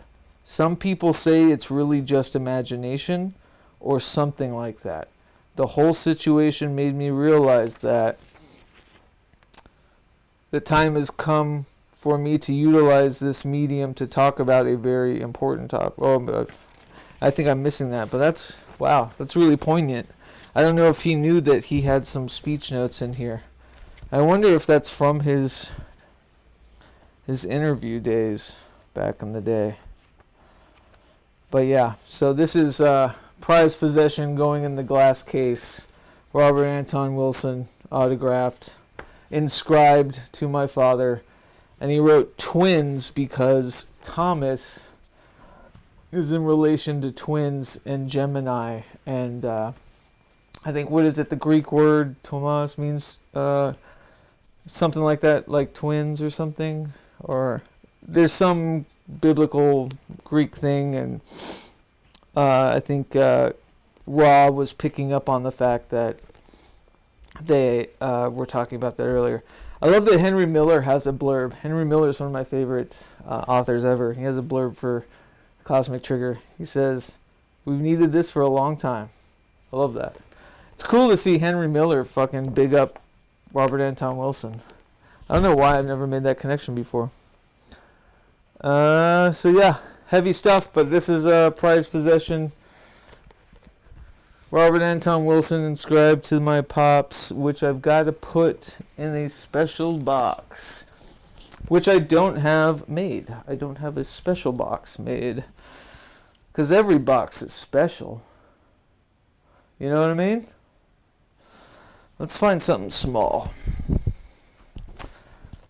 And I want to put it in plastic too. I'm going to leave this out. Yeah, that's smart. Alright, I gotta get a magic box sorted.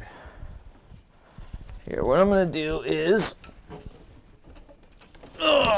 take out my tube amp receiver from my record player. We'll get another cart here. Alright, let's get down to the nitty gritty. So I have stacks. Ooh. Sorry. You will see that I did post a spot fund thing in there. It's not imperative that anyone donates. Know that if you do donate to my work vehicle fund, that you will be showered in artistic ephemera, psychic kisses, and digital high fives. The spot fund link is in there. No one's obligated. No one's expected. I've had it made for a while through this whole process and haven't really published it because we didn't really need it. But as we're drawing closer to the move, and me knowing that I have to travel between states and stay up here for work while living in Oregon, a car is just going to be necessary. And there's a few I have my eye on, a couple beater trucks for a couple of grand. You know, I'm not looking to finance or lease anything. I just want a cool little jalopy, something I can throw a drum set in, maybe, you know, sleep a night or two in.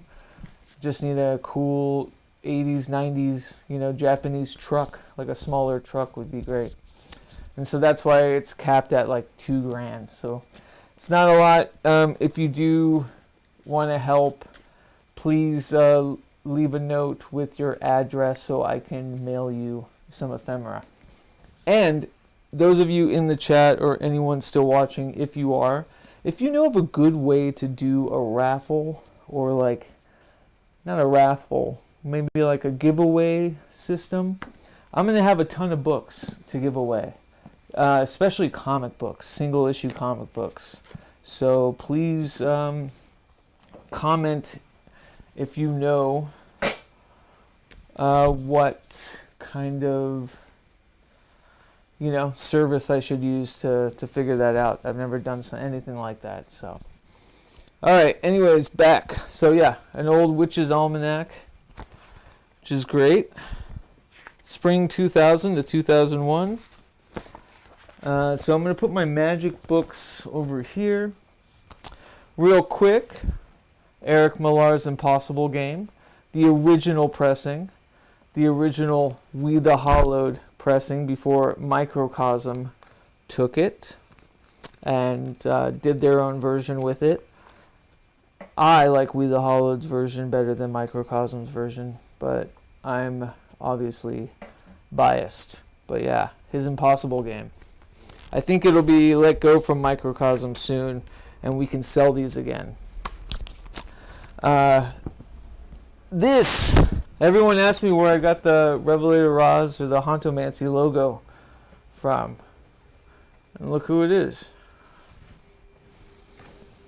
I had this working so well earlier. It was like cut to the side. Let's see. Let's see if I can do this. No. No. Oh, maybe it died.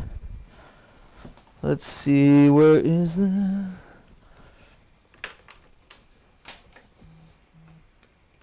There we go.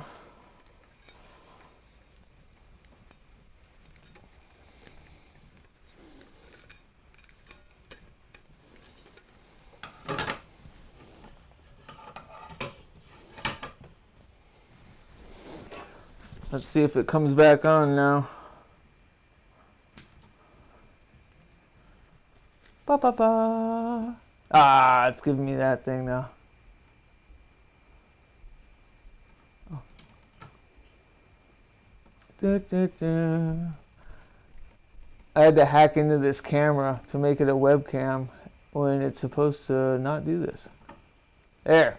Cool. So this is the famous, book that the logo that I use for Hauntomancer and Revelator Roz. Maybe this will be better light. That's too in the shot. There you go. Nope. There we go. Yeah. I need it to go back. Here, I'm going to do this. Bear with me, folks. It's a total ramshackle. Get some light coming up from underneath, maybe?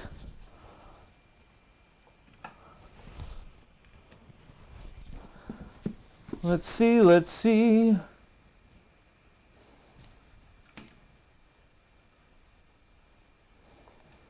Watch, everything breaks down. Let's see, there we go. 1, 2. It's gonna try the USB connector, but you're not gonna work.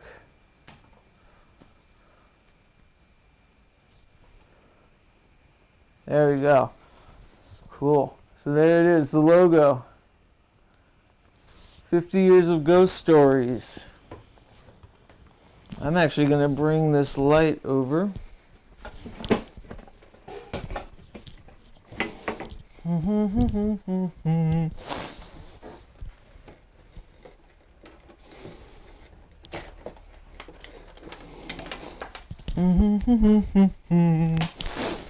Boom.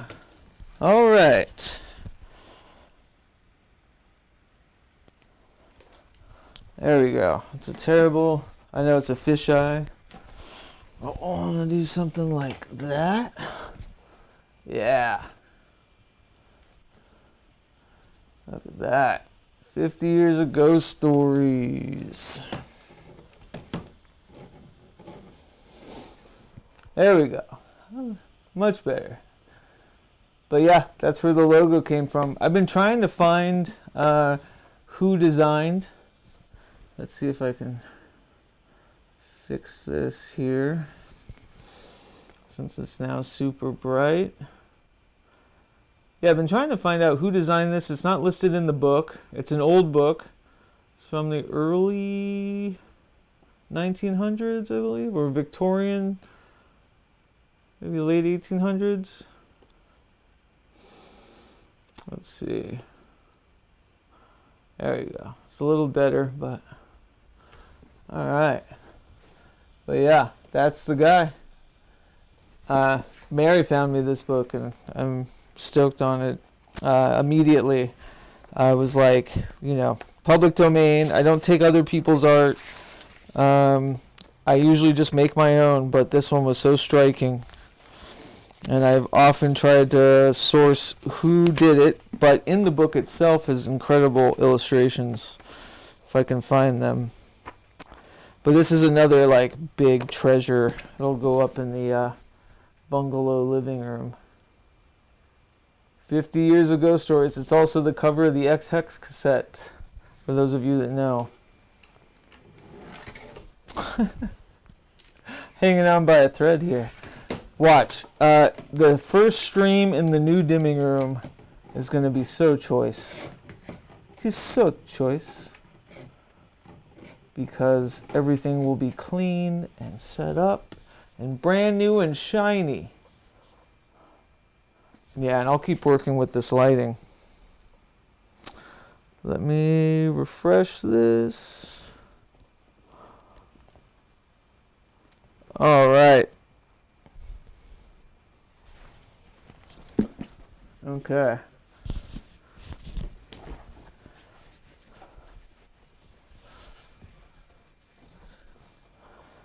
Yeah, no one's interested. I know. This is pretty boring, I'm sure. Let me work through some of this here. Tom Winston gifted me this wonderful book from Jim White, which I am currently reading. Unfortunately, I read 7 books at once. So I'm not a timely reader unless, you know, I have a deadline. But, ooh, let's see. That's good. Here, and I can turn this guy off. Maybe that'll help.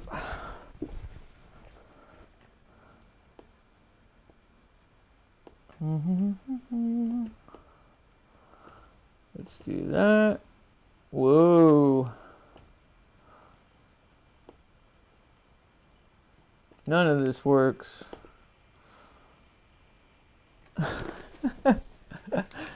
Spooky ghost stories. But yeah. Anyways, I don't know if I can even use this as a podcast. This is very much a stream situation. Let me try to do color correction, gamma. Oh, you know what? I'll turn on these lights and see if that works.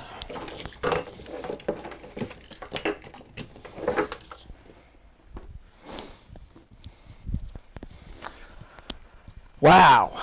So much brighter. Glare in the television. But whatever. Who gives a shit? I don't fucking care anymore. I quit. Just kidding.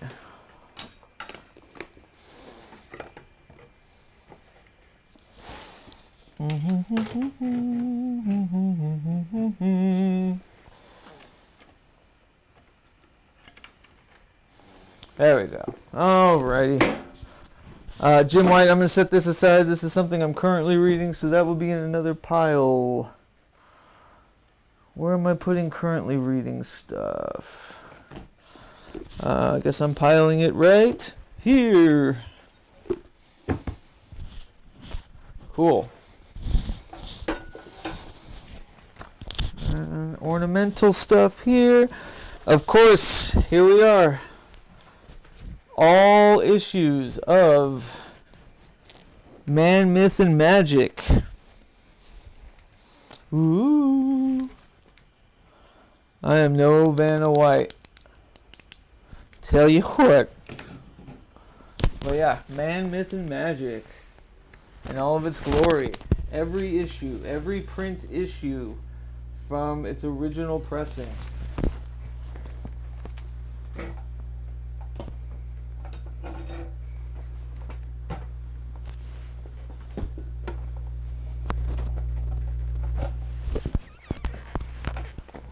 And please, if anyone's watching and is commenting, let me know if audio's okay, if you can hear anything, if this is even worth it, all this struggle, or if this is just a lost cause, because it's fucking ridiculous.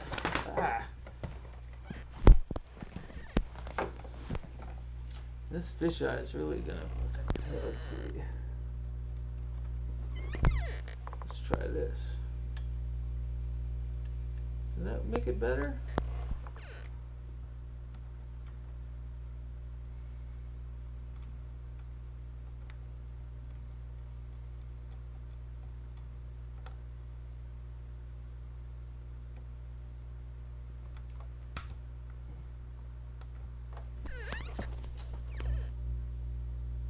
Let's see. Come on, baby. Let the good times roll.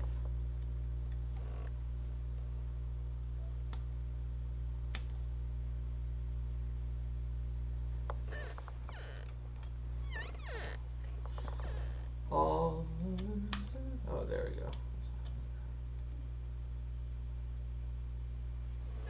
What the heck?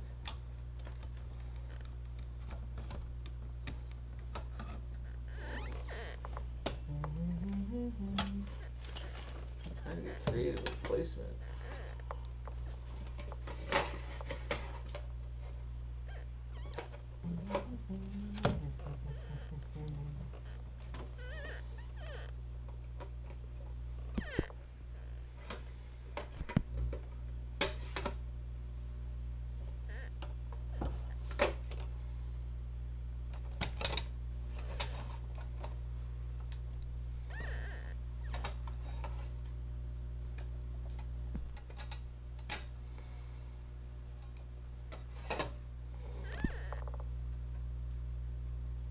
Oh man, it does it sometimes.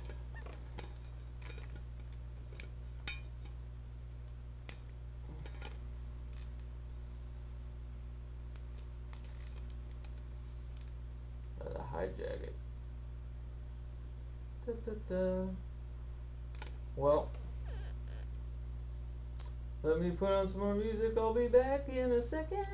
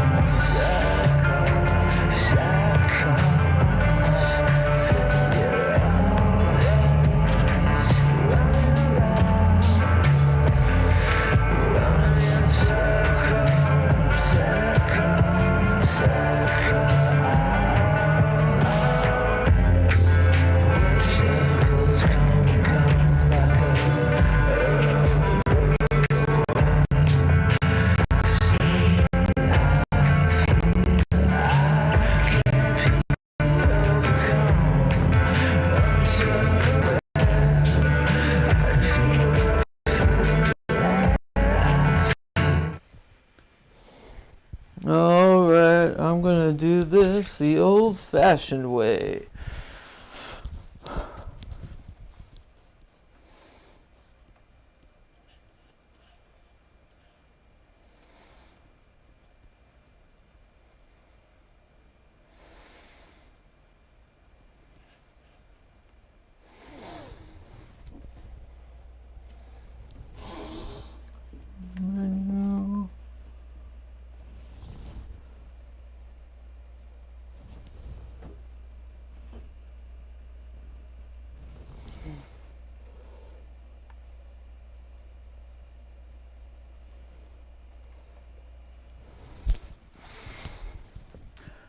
Alright. Do this the old-fashioned way. Nice and ugly on the undressed couch.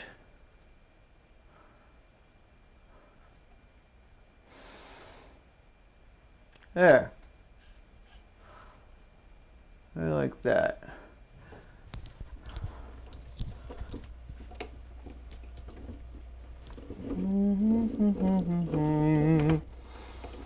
I see you in the morning light, and when she kisses me,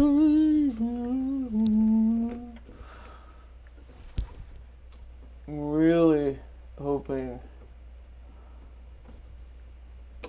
Yeah, we're not going to have the couch after this move, so I guess it'll be its last little...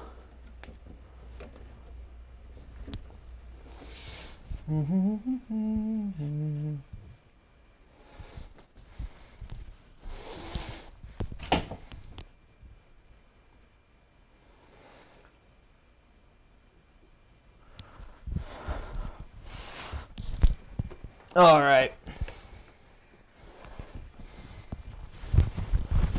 Yeah, nice and crooked. Yeah. No one else puts this much thought into shit anyway. Who gives a fuck? Who gives a fuck? Everything's crooked.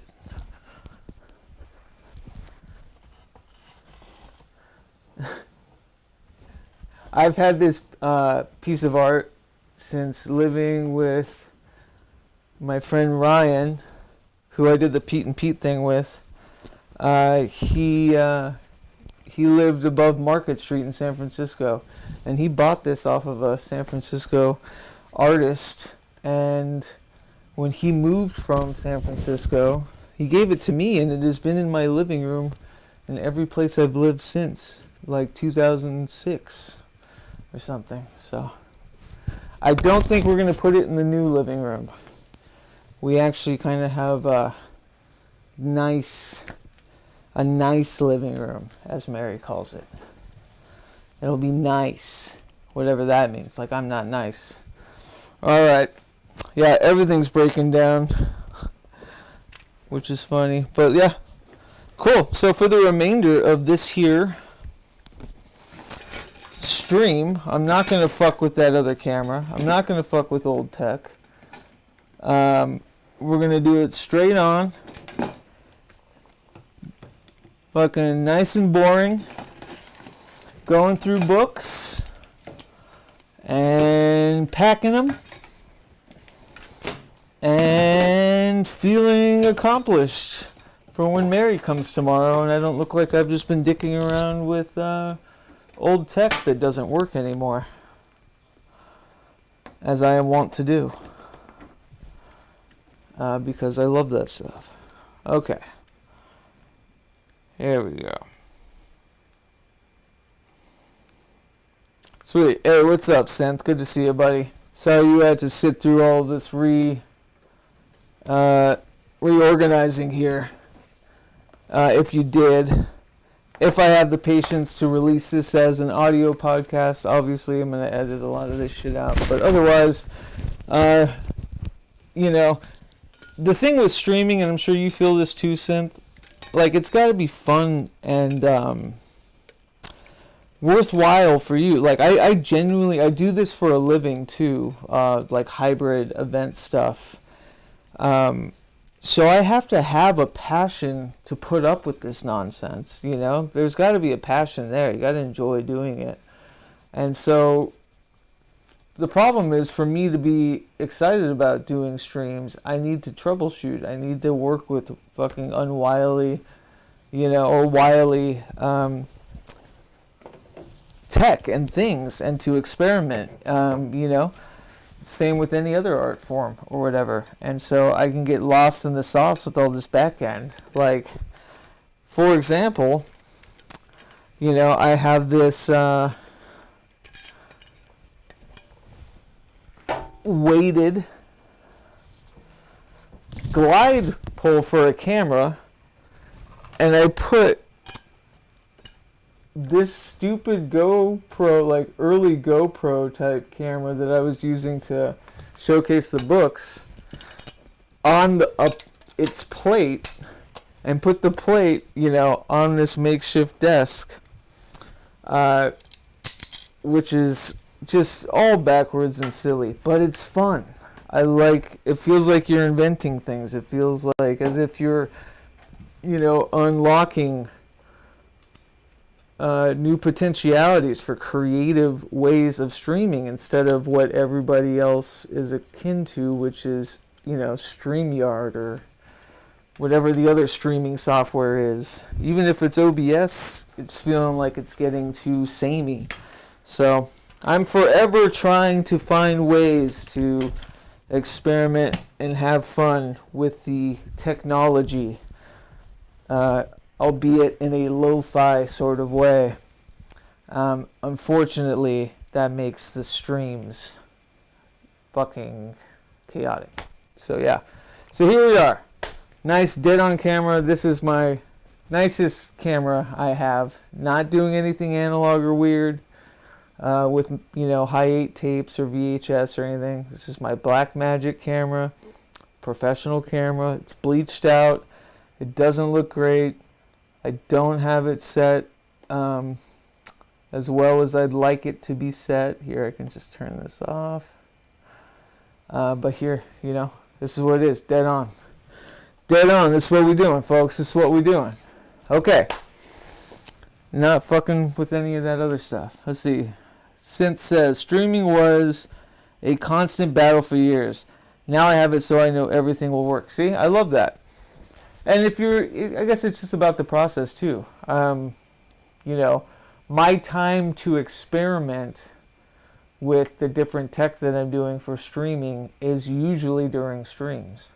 So as long as the audience or whoever's watching knows that, hey, you know, if I figure this out, if I figure out putting my, you know, Canon mini DV camera that shot 28 days later as a webcam, you know, has a low battery life, and so when it works, it's fucking awesome, and it's pure and true aesthetic, and like the Steve Albini sense of the purity sense of the word, you know, it's worth it.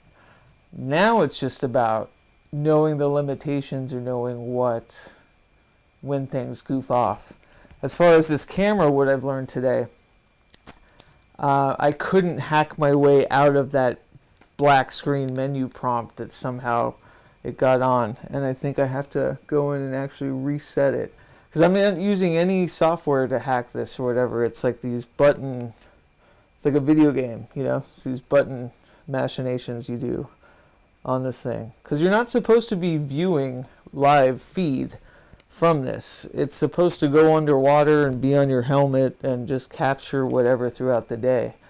But my goal is, and now I have this cool fisheye camera I can put in the video projection box where I'm shooting, you know, I'm dirty video mixing VHS and Blu-ray and even VDMX from an old laptop, and now, you know, fisheye camera source, you know, for cool visuals. So they all have their purpose. But that was my backwards way of doing a kind of an old school QVC, instead of cutting to the source or this camera directly, to, you know, keep my old laptop I'm using as a stream brain. Okay, I was like, cool, I'll use this LCD TV and have that just kind of be the monitor, you know, for this camera. See, yeah, now it's not turning off. But anyways, hey, the more you learn. I'm excited to get this all set up. And that's what the Hauntomancer channel is intended to do. If you haven't, anyone who might be seeing this, please follow youtube.com/@Hauntomancer. That's going to be my dead tech. It's Hauntomancy, so it's my art magic, but it's far more creative, and it's the channel that really goes through the dead tech necromancy that I'm consistently doing, and trying to involve less of the digital ether into an already digitally corrupt ecosystem. So, the more you know. All right. Where was I? Oh yeah, Man, Myth, Magic. So, can even do this.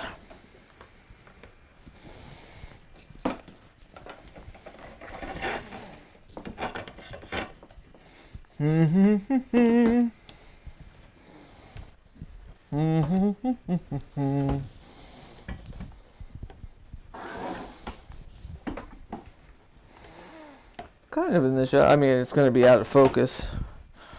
I don't think I have the autofocus on, but let's see if we can do. There we go. Yeah, it's not bad. Not bad for Vanna White.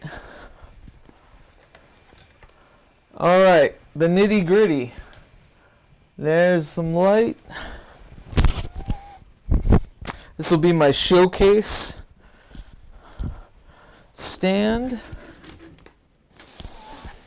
We're going to turn this up.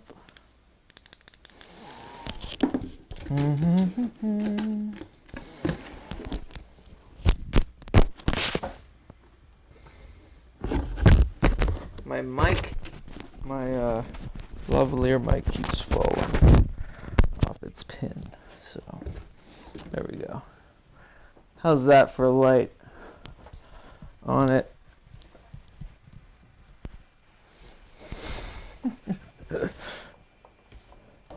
I dig it. All right, Man, Myth, Magic. I have all of the issues. Right here is issue 22. Oh, 8. I have all the issues up until I think it's 50 or 47. And I did a Videomancy stream where I went through the very, very first issue, which has that awesome, it's Austin Osman Spare cover. But yeah, here it is in all of its glory. The actual classic run of the world's first magic encyclopedia and periodical magazine. So I have every issue. It's one of my prized possessions, only because I grew up reading these. They were super formative for me, and I love the bric-a-brac style of a magazine layout, of of a encyclopedia magazine especially. I just always love that structure for imbibing information. So putting this in the sentimental, because this will be up in the living room or the study. Yes, that's right, folks. We have a study. It's really a sunroom with these horrendous pink walls. I kind of like them in the right light, but the idea, it's more windows than walls in that room. It's great, because I don't think it's technically a sunroom. It's too big. It's an actual room. But the idea is to fill that place with books and have that be the place where we do our somatic crafting. Hey, Mary June, you came in just as I kind of got this sorted. You missed all of the fucking technical goof juice. It wasn't too bad. It's been worse. And other areas, but the house is insane, and of course I got a little mixed up trying to use fun cameras and whatnot, but now we're normal. Mary June, it's good to see you, boo. You back from the forest. Did you make it to our new place? I was just telling them about the study and the wonderful pink walls of that study and how we're going to fill it with books. But there's the Mary June. Cool encyclopedia. Oh, I love this encyclopedia of plants. Hold on, let me actually put my mic on through my shirt. But yeah, this was a free pile thing, but it's wonderful. It's like a grimoire of herbs and plants. It's just really beautiful. And I love how stark it is and minimalist. It's got this really beautiful binding with that gold leaf inlay in there. Okay, this is also a showy book. Of course, one of the many. Gotta have the eponymous Wizards and Witches, the Time Life Enchanted World series. This one's all fucked up. Mary, I think this actually came from Magic School, from our alma mater, which is funny. Should probably return that. It's going back to Portland anyway. Yeah. Let's see. Gotta put some bigger books. Oh, this was beautiful.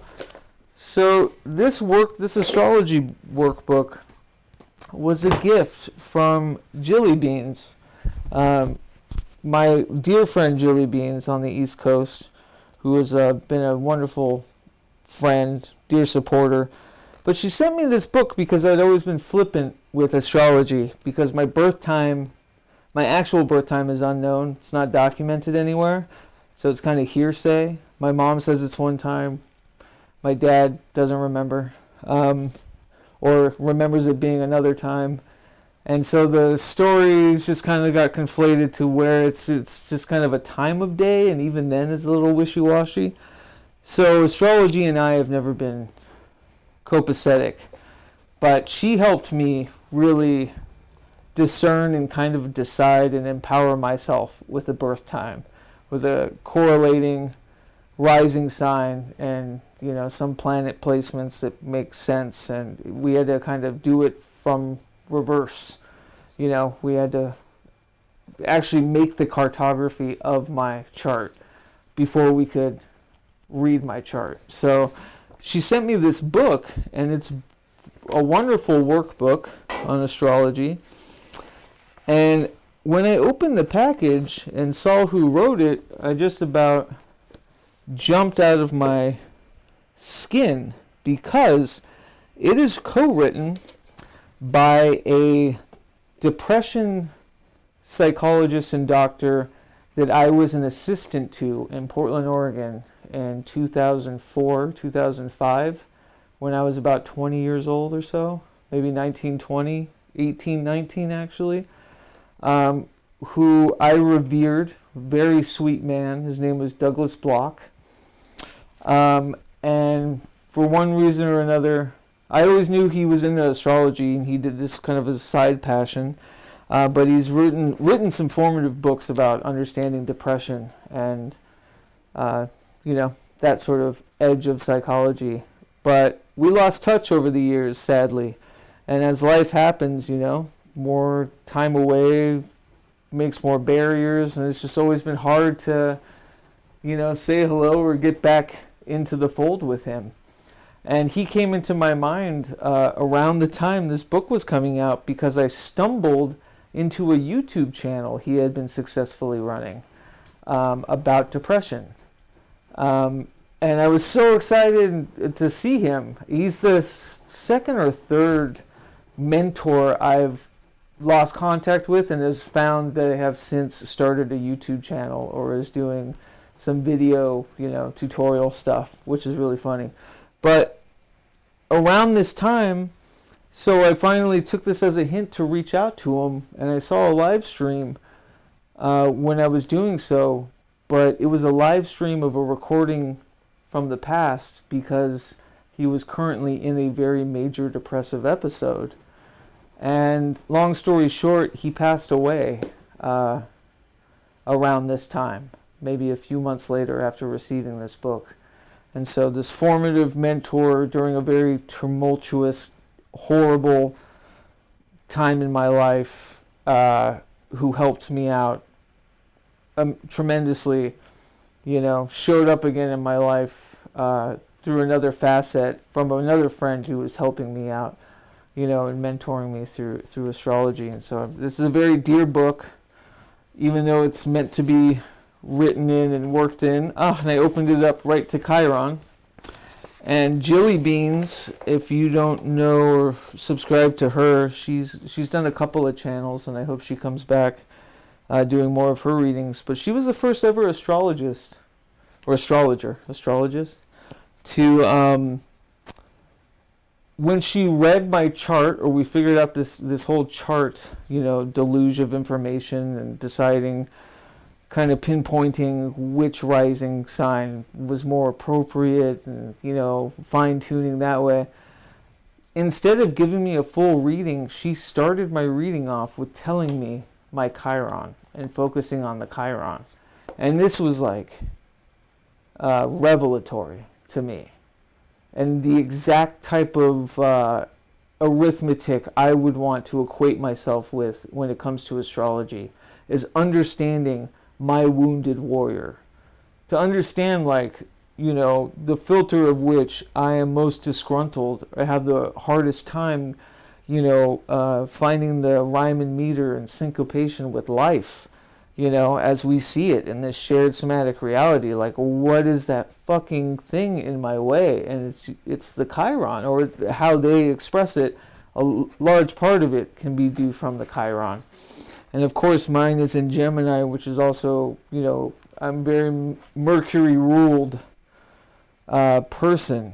And so it's ironic because, in my chart, I am very contrasted, perfect contrasts even between rising and sun sign, and emotion, my moon sign and everything. But also my midheaven is, and my Chiron are the same, or it's just so funny that the things that empower me or that I find strength in are the one things that kind of break me apart as well. And it makes perfect sense. And so, thanks to Jilly, and thanks to Douglas Block, Dr. Block, BLOCH. Find him on YouTube if you can, if you're having struggles with depressive episodes.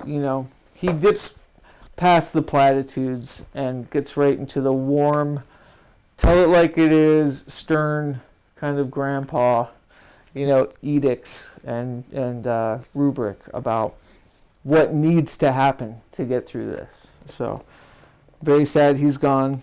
And thank you to Jelly Beans, and thanks for keeping me, in tune with the Chiron, with that wounded warrior.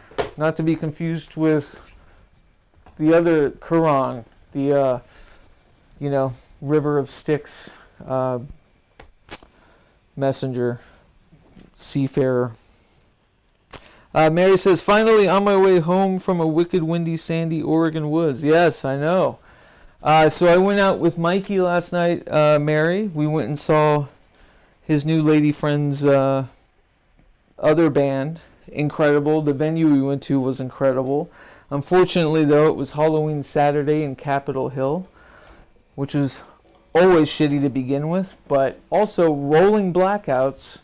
We were battling gale force winds, traffic signs doing 360 flips around each other, hordes of people screaming and running around, like fire trucks, ambulances, because businesses were going black, and so security had to come in case people were trying to riot and break into these businesses. And the entire time, the venue, which is nestled in one of these corner buildings, in the heart of Capitol Hill, never lost its power, and the show was beautiful and everything. But Mikey and I had this whole other sub-adventure. And yeah, it was an insane night. Very spooky night. Very cool. Mary's self-sufficiency book. Kind of making a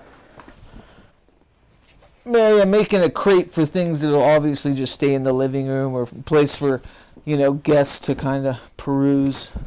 Not so personal of material. Let's see. Got my Jim White book. Oh, here we go. Some early Pragmagic Materium.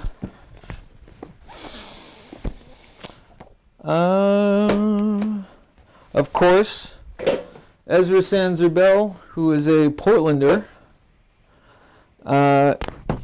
and the true progenitor of the term audiomancy, because of the book of the same name. But it was his first book about the confluence of metaphysics and music, called Astromusic, that I found insanely enlightening. And and although I don't go back to it as often as I would, I do credit it for being a launch pad for a lot of my current stasis within music and magic. And it's great. This one breaks it down from Kabbalistic significance of notes within different scales, and how they correlate to colors and to cosmic astrological alignments. So it's a great cross, what do you call it, like comparative kind of tome about the parallels and the correlations between metaphysical ideas and music and theory, musical theory. So like here he breaks down the 12th sign of Pisces. The tone color would be B natural. The tone is the B natural. The color would be a violet sort of red. The elemental mode is mutable water. The tarot card of the moon. The embodiment is of the dreamer, artist, and shaman. This is Pisces. The musical icon is Clair de Lune by Debussy, which is one of the most beautiful little sonatas ever. And that's a very Piscean song. So it's very cool. And he just it's very easy to digest and understand the parallels between and the significance between the arithmetic of music and all of that. So his second book, Audiomancy, of which a term I use all the time. Someone asked me a few years ago if it was okay to use the term audiomancy. And I said, well, first of all, I didn't start it. You should ask Ezra Sanzerbell. Second of all, he shouldn't own it either, because it's a very matter-of-fact genus, phylum, sort of like scientific literalism for what we're doing. Sound sorcery, audiomancy. So no one owns that term. It should be a category of, artistic or, sensory sort of magics. So yeah, very cool stuff. Very formative work for me. Jimbo, his friend, Jimbo Kennedy, it's like episode 3 or whatever on Pragmagic. I need to contact him. I lost contact with him. He was a great friend too, but I know him because of Ezra Sanzerbell. Also, Elena, Sorcerer's Homie, knows Ezra Sanzerbell too. And I've only had a couple of run-ins with him, invited him on the podcast or talked about certain things, very small run-ins, but, just kind of lost touch. But again, very cool books to begin anyone's kind of descent into the harmonious harmonies of harmoniums, whatever that means. Colin Wilson, Mysteries book. Oh yes, got to keep this safe. My book 1 of Love and Rockets, Fantagraphics. Oh yes, the first issue of Beyond the Last Estate. That's Gabe's magazine. It's the very first issue. So I can't put these in cases. They all need plastic. What was I looking at? one of my very formative books, and actually bought in Bagby Island in like 2018, when my dad was visiting Seattle, my dad and my stepmom, and I came up from Portland, and we went to an island. Little bookstore had Witchcraft of the Southwest, and this has become a cornerstone for me in understanding the atmospheres and the elements of which I was reared in,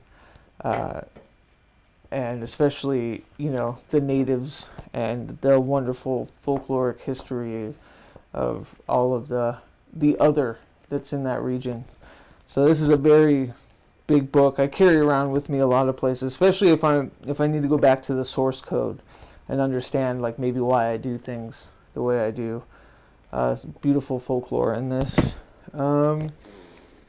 Still haven't broken this open. The Magic of the Sword of Moses, a practical guide to spells, amulets, and ritual. Basically, Jewish magic. And Jake Stratton Kent gives a blurb, so does Jason Miller.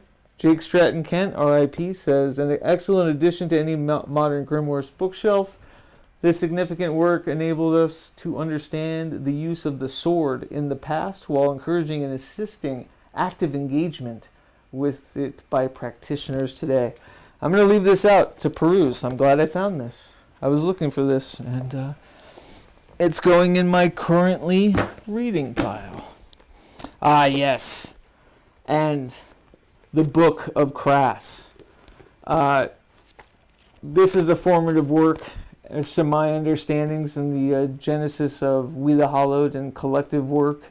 Building a commune through art, music, politics are fucking inevitable when you have more than two people in a room.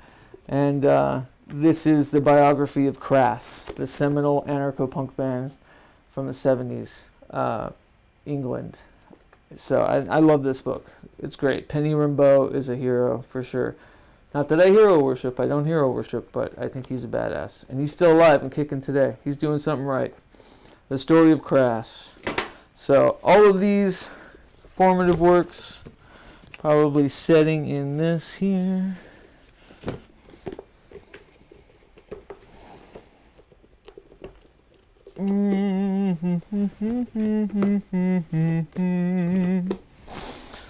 Alright, getting through some more of the occult books. When I was really diving deep into Santissimo Muerte and trying to buoy my practice, I have since, created my own sort of derelict deviation of my work with the rogue saint. But I did collect some fun small press books on it. Obviously made quickly through Amazon. Santa Muerte Altars, Grimoire of Santa Muerte. This was formative. This was around when Mary and I were dating, and I was doing some potent shit back then. I need to re-abridge that. That's what the Spectre working was about, was bringing that 2017 energy back in. And I remember. But yeah, some fun small press books. Ah, yes.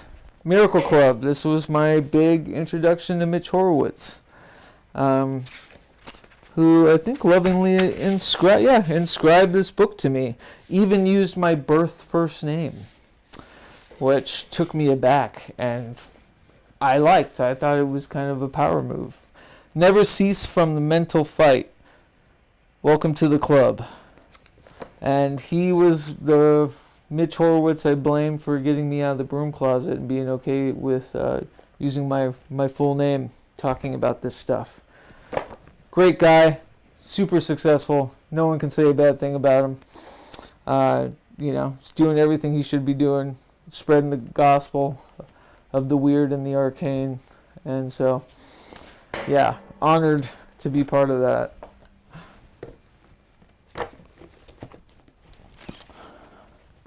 Let's see. Oh, yeah. I know everyone talks about herbivore, or as a herba God, what's it called? Herbivore. Right? Am I saying that right? It's another occultnik periodical. Oh, Hellebore. I have it right here. Here's issue number 1. Everyone talks about Hellebore, but I hadn't heard from... Here's issue 2 of Hellebore. I haven't heard from these guys in a while, and I actually really liked these guys. Oh, I'm super bummed if it's starting to fall apart. But let me know if anyone knows what the publishers of Rituals and Declarations are up to. This was in 2020. I've got 1 and 2 here as well. They both came out around the same time. It was a pretty nominal time for small press, high concept design. Wonderful design, wonderful editing, wonderful prose. I think Jamie... Acid Renaissance. Got an Acid Renaissance sticker from the Lazarus Corporation. Jamie, what's his name? Jamie Delano, the author of Hellblazer, John Constantine, excuse me. Jamie Delano. Yeah, that's his name. He's in one of these books, I think. I'm pretty sure. Yeah, Jamie Delano, Rituals and Declarations, issue 2 of 4. So he's got some fiction in here. So very cool. But yeah, Hellebore and Rituals and Declarations. If anybody knows what they're up to, Rituals and Declarations, let me know. But I know that, I know Frater Perseus told me he got the most recent Hellebore. But yeah, these are just beautiful. They're just designed so wonderfully. Very modern and keeping in deep with the, the Black Sabbath, Bloody Sabbath era sort of 70s folk craft, dark necromancy vibes in this, a bit giallo. Yeah, these are wonderful. They look amazing. Lots of folk horror stuff. Hellebore. They're still doing stuff. I need to catch up with them. But yeah, these were great. Put these in here. Column. We're going to have Mysteries, my Love and Rockets, first edition.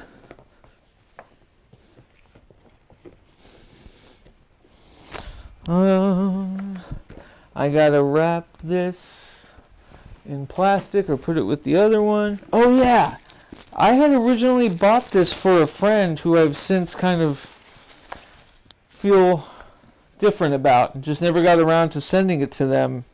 I'm not sure if I will, but it is a limited run ministry book from the industrial band, or like the harsh noise industrial ministry, Al Jorgensen. Or Jorgensen. It's book number 1238 of 2000. And I've been... and I broke it.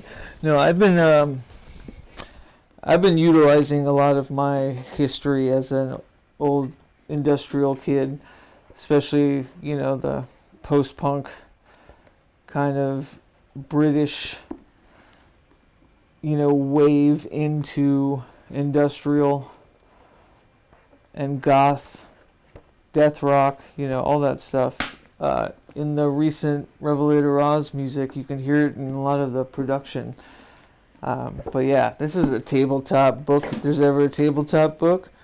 A hardcover, limited numbered, number 1238 of 2000, Visual History of Ministry.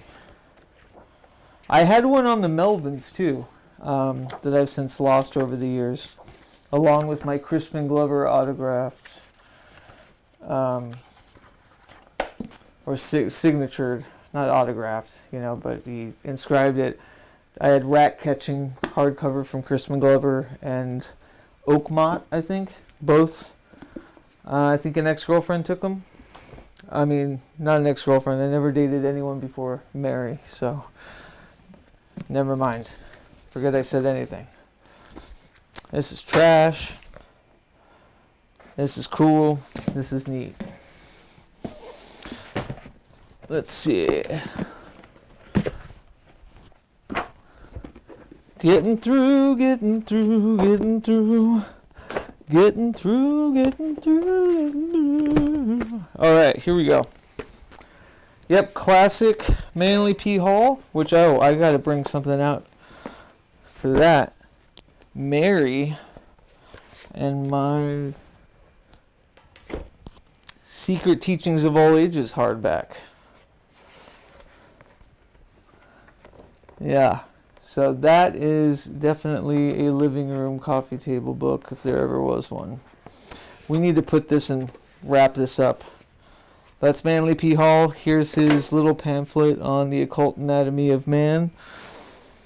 But yeah, words cannot express how deep Manly P. Hall's tethers into modern and most likely future understandings of metaphysics, spirituality, and it's just printed so beautifully.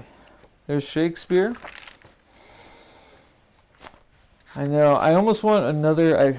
I need to find like a beat up version, just so I can remove these pullouts. But yeah, there's a YouTuber named Richard Rauch. He's a funny kind of occult adjacent, philosophy YouTuber. Very internet meme heavy, but I think he's currently reading The Secret Teachings of All Ages, and he's very funny. Another classic, Richard Kavanagh's The Black Arts. I think it's in its initial pressing, back in that same era that, Hellebore vibes hard on. This occult revival of the 70s, kind of cunning folk magic era. But yeah, my friend Braun gave me this, and it's just classic. You see it? Yeah. I have my Quran, my own nice copy.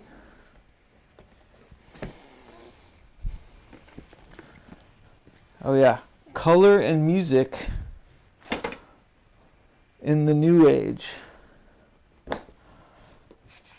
This is cool. This was another, I think the Deep Powell's fine. Colors and music in the New Age.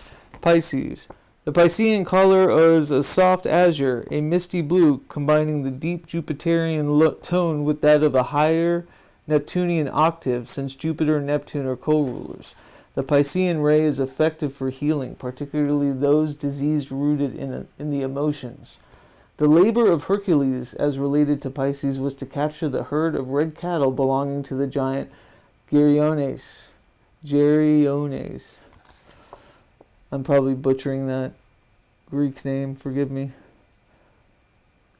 Watch, someone will say it and be like, that's how you spell it? This was a difficult task, as the cattle were guarded by a huge two-headed monster, blah blah blah. When Hercules, the power of spirit, finally rescued the herd of cattle, humanity, from the vicious monster materiality, his victory was rewarded by the gift of a golden bowl from the sun god Helios. This bowl symbolizes the radiant soul body, which can be attained only by rendering loving, selfless service. Don't you love it? Don't you love the New Age? Everything's so pretty and hoity-toity, and yet bland at the same time. The psychology of color in everyday living.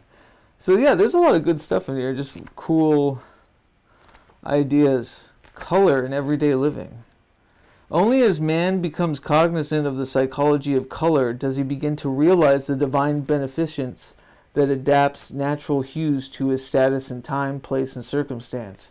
Mankind itself is an integral part of the grand scheme of nature. He is not a thing apart, and he intuitively takes to himself that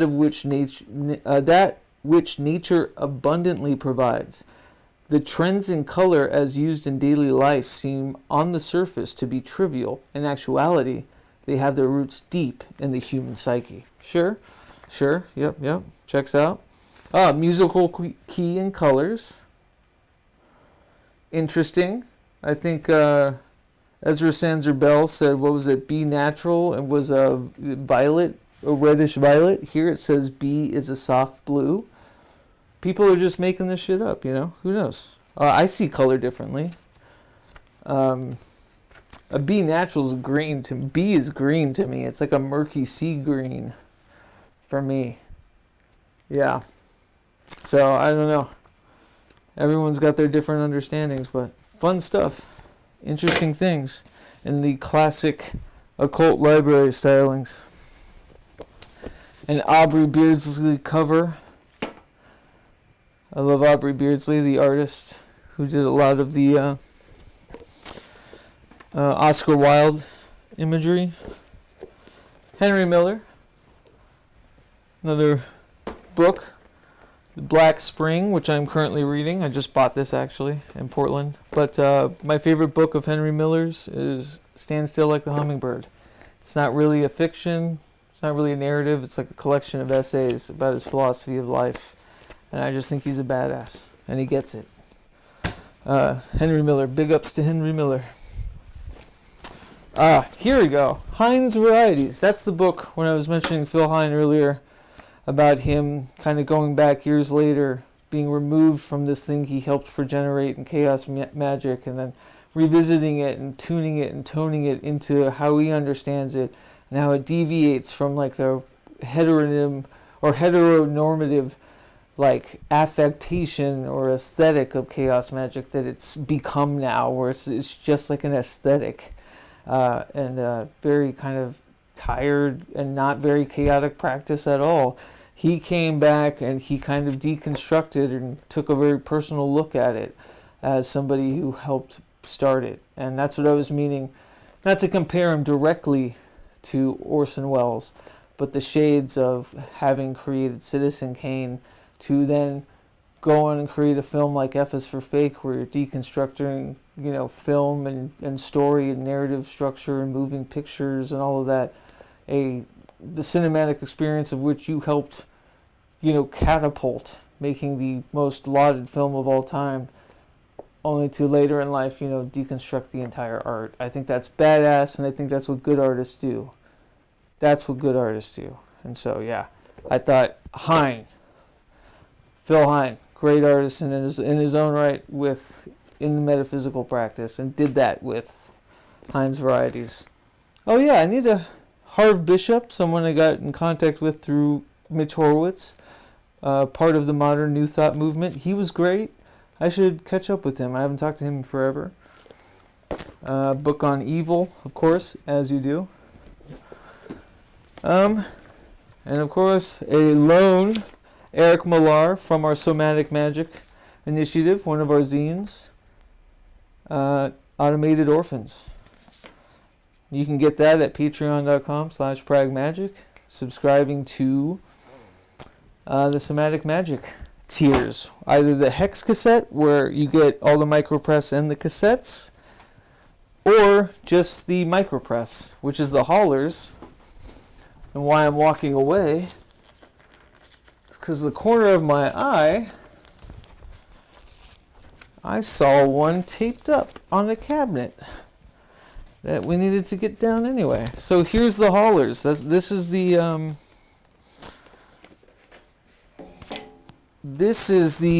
newsletter, the We the Hollowed print only newsletter that was reviewed in Beyond the Last Estate by Gabe Hart that I shared earlier, and I also shared that pamphlet where I got the idea for the design of this, and I found one. And just to share, and yeah, so it too is just one piece of paper. Every season, some new fiction, non-fiction, found only in print, never to be, released in digital kind of form, or like ebook and Kindle. Though folks that can't get one of these, we do have PDF forms. But yeah. And that's, I mean, shit, that's a lot of my big bounty of occult stuff. Let's see. I was meaning to organize these. Oh, speaking of Torwitz and depression. Let's see. This can be...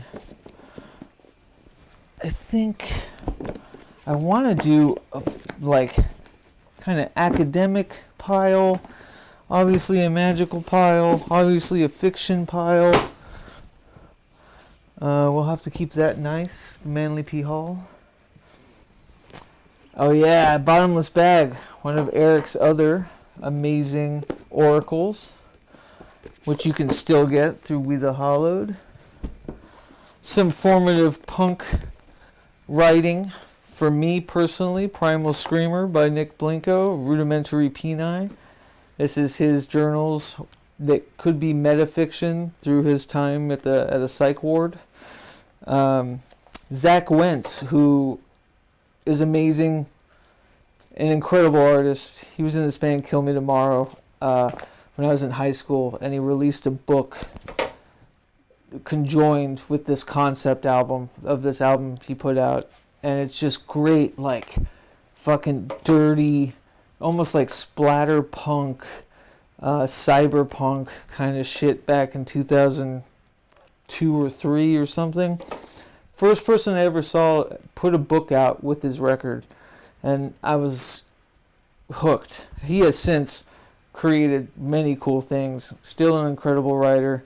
I need to keep up with him on Facebook. Still puts out a bunch of music under different projects. Zach Wentz, great guy. His band was called Kill Me Tomorrow. Oh yes, a Peter Carroll, Liber Chaos. Not my favorite of the Libers. Great book. Seminal book. Needed book. I'm going to put Bottomless Bag over here because that's where most of Eric's stuff is. Here's my other Man Myth Magic with good old number 1. And there's the rest of them, which actually I need to put this aside to do something nicer with.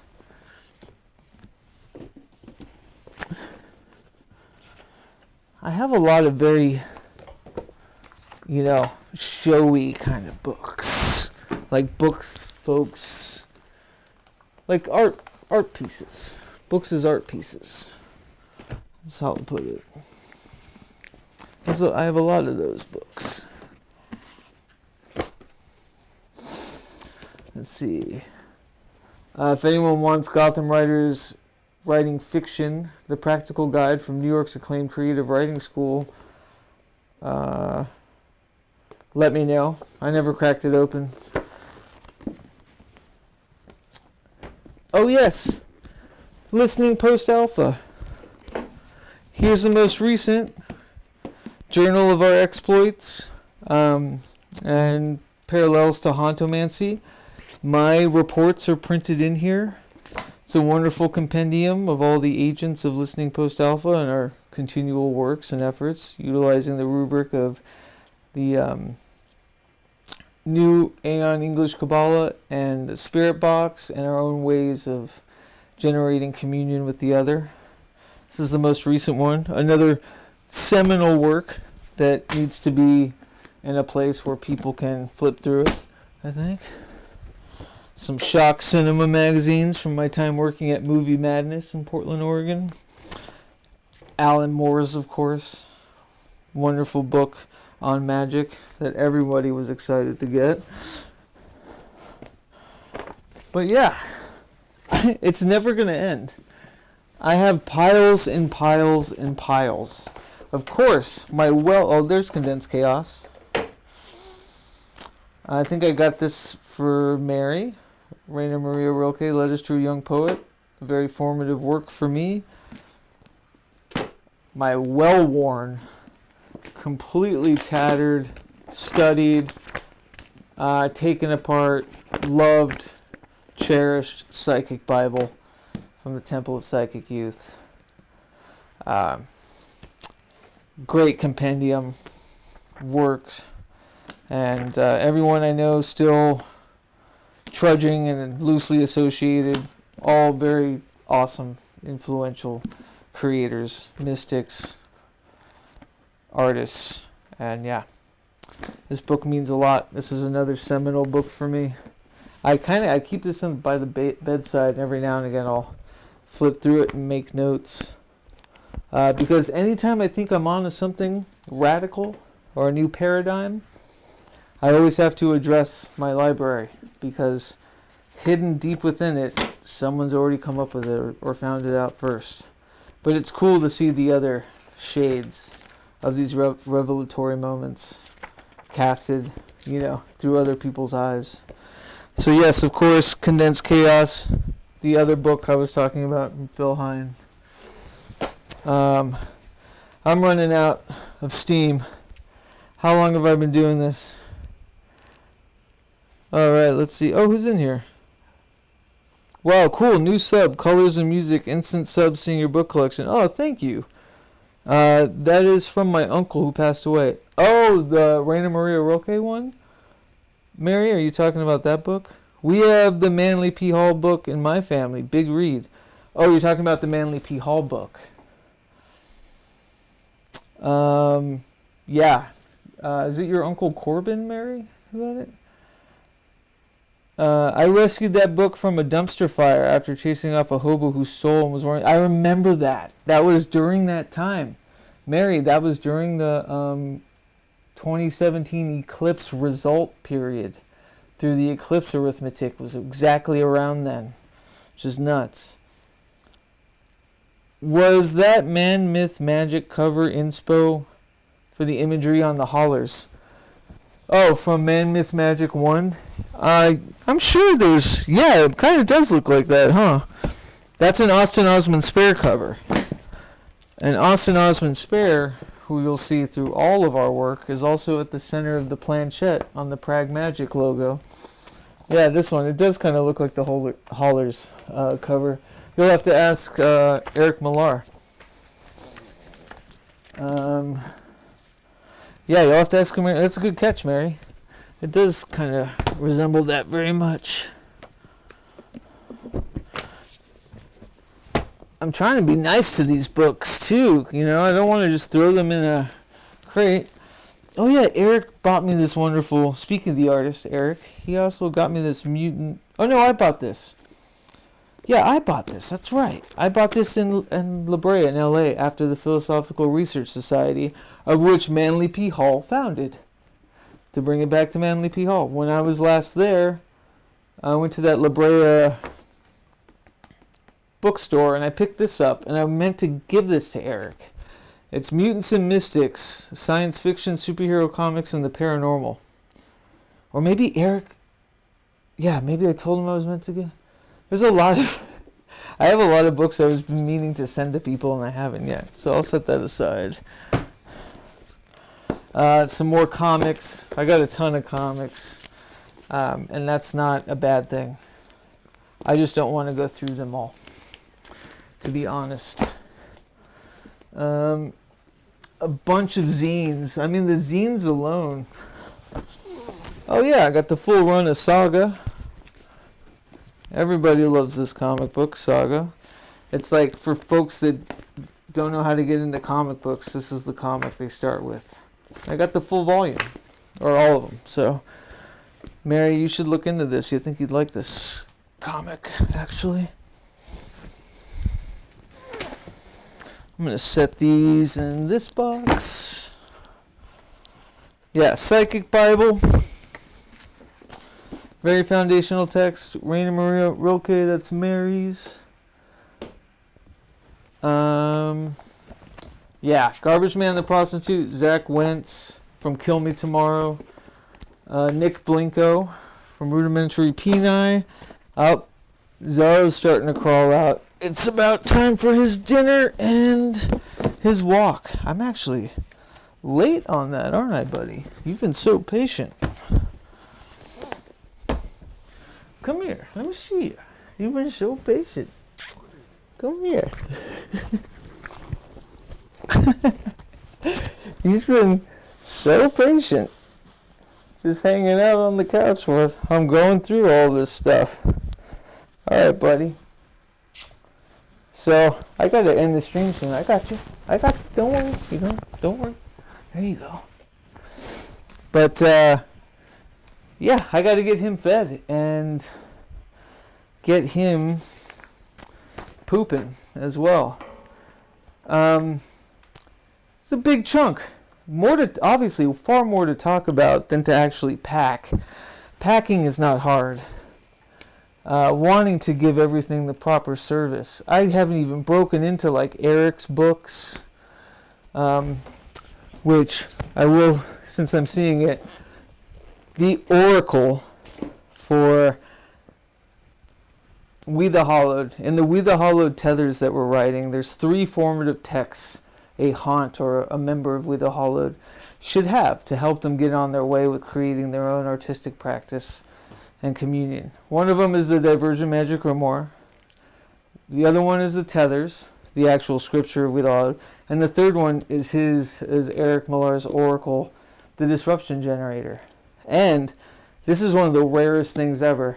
This is a hardback copy, big size, of the Disruption Generator with the full components and their art in stunning big print. So yeah, this is one of my treasured things. I think 3 of them are out there. I also have the deck, one of 3 of the decks of this. And there you go. That's my card. Haunt. But yeah, this was hardback from Eric. And look at that. He put the sigil. You can white out. It's beautiful. This is up there with the Manly P. Hall book as far as I'm concerned. Because this Oracle and its concept and its entire identity is poised for somebody to understand the magic of the mundane and utilizing just sheer randomness as an oracular art. And here is one of the rare big books of an otherwise here it is. And this is the book. This is the Disruption Generator most people have. The Pocket Disruption Generator. So this is the one you can get on Amazon still. This is, I think, way out of print or just super limited run. But sometimes I think that I'm doing a podcast or, or doing this collective or making this art project with other people. Sometimes I feel like I do it so I can get free, rare things from artists I love and work with, because you do, and it's worth it. So, yeah. I'll leave that there for now. But there's so much to go over. Mary, you'll tell me how you feel tomorrow, but this is the travel stream setup. Right now it's just the camera, my laptop, and my lavalier mic. So we can do this anywhere. Mary and I have some last minute recording to do in the final hours of the Dimming Room of Seattle before we build all of this anew, in our new, bigger place. So stay tuned tomorrow, maybe even the day after, for some random, maybe even planned live streams. Maybe not necessarily going through more books, or maybe some music and some last gasps from the Seattle era. All that said, I did pin a comment. We started a spot fund to help assist with purchasing a beater truck. Just going on, Facebook Marketplace, a couple $1,000. I just need to get a truck to go between states for my work, because I'll have to come up here still, even though I'll be living 3 to 4 hours away from my current work rhythm. So there is a spot fund in there if you want to help assist us afford some extraneous costs of the moving in this beater jalopy lemon truck I need to get soon. Know that every donation comes with, send me your address, I'll send you I'll send you micro press, and I'll send you cassette tapes and handcrafted prints of all sorts of wonderful things, and wholly original music, wholly original artwork, highly crafted. Other than that, yeah, thanks for stopping by. Good to meet you, Allie. I think that's hopefully that's how you pronounce your name. My name's Keats. This is Prag Magic. You can also find me at Revelator Ross. New music has been released last month and this month. We're working on music to be released by Halloween. And next month will be even more brand new music through Revelator Ross. And you can find all of that either at the Bandcamp here, revelross.bandcamp.com, or, wherever you stream music, you should be able to find Revelator, R-O-S-Z, Ross for new music. And, with all that said, holy crap, I haven't streamed or done anything public in so long, and this was a marathon. I appreciate all the folks that have cycled in and out, have hung in there with me. Philip, Jonacide, everyone, it was good to see. Ali, good to meet you. Synth, of course, and of course, my partner in crime, my dearly beloved, sweet Mary June. It is going to be so nice to unpack all of this shit with you in our new spot this week. I cannot wait. That said, I'll end with a tune from Revelator Roz and Mary June's project, Moon Division, who featured on a song from an EP that will be released around Halloween. Shit, that's in days. Maybe after Halloween. Who knows? And it's called Dim the Sun. With that, I'm out. Haunt on.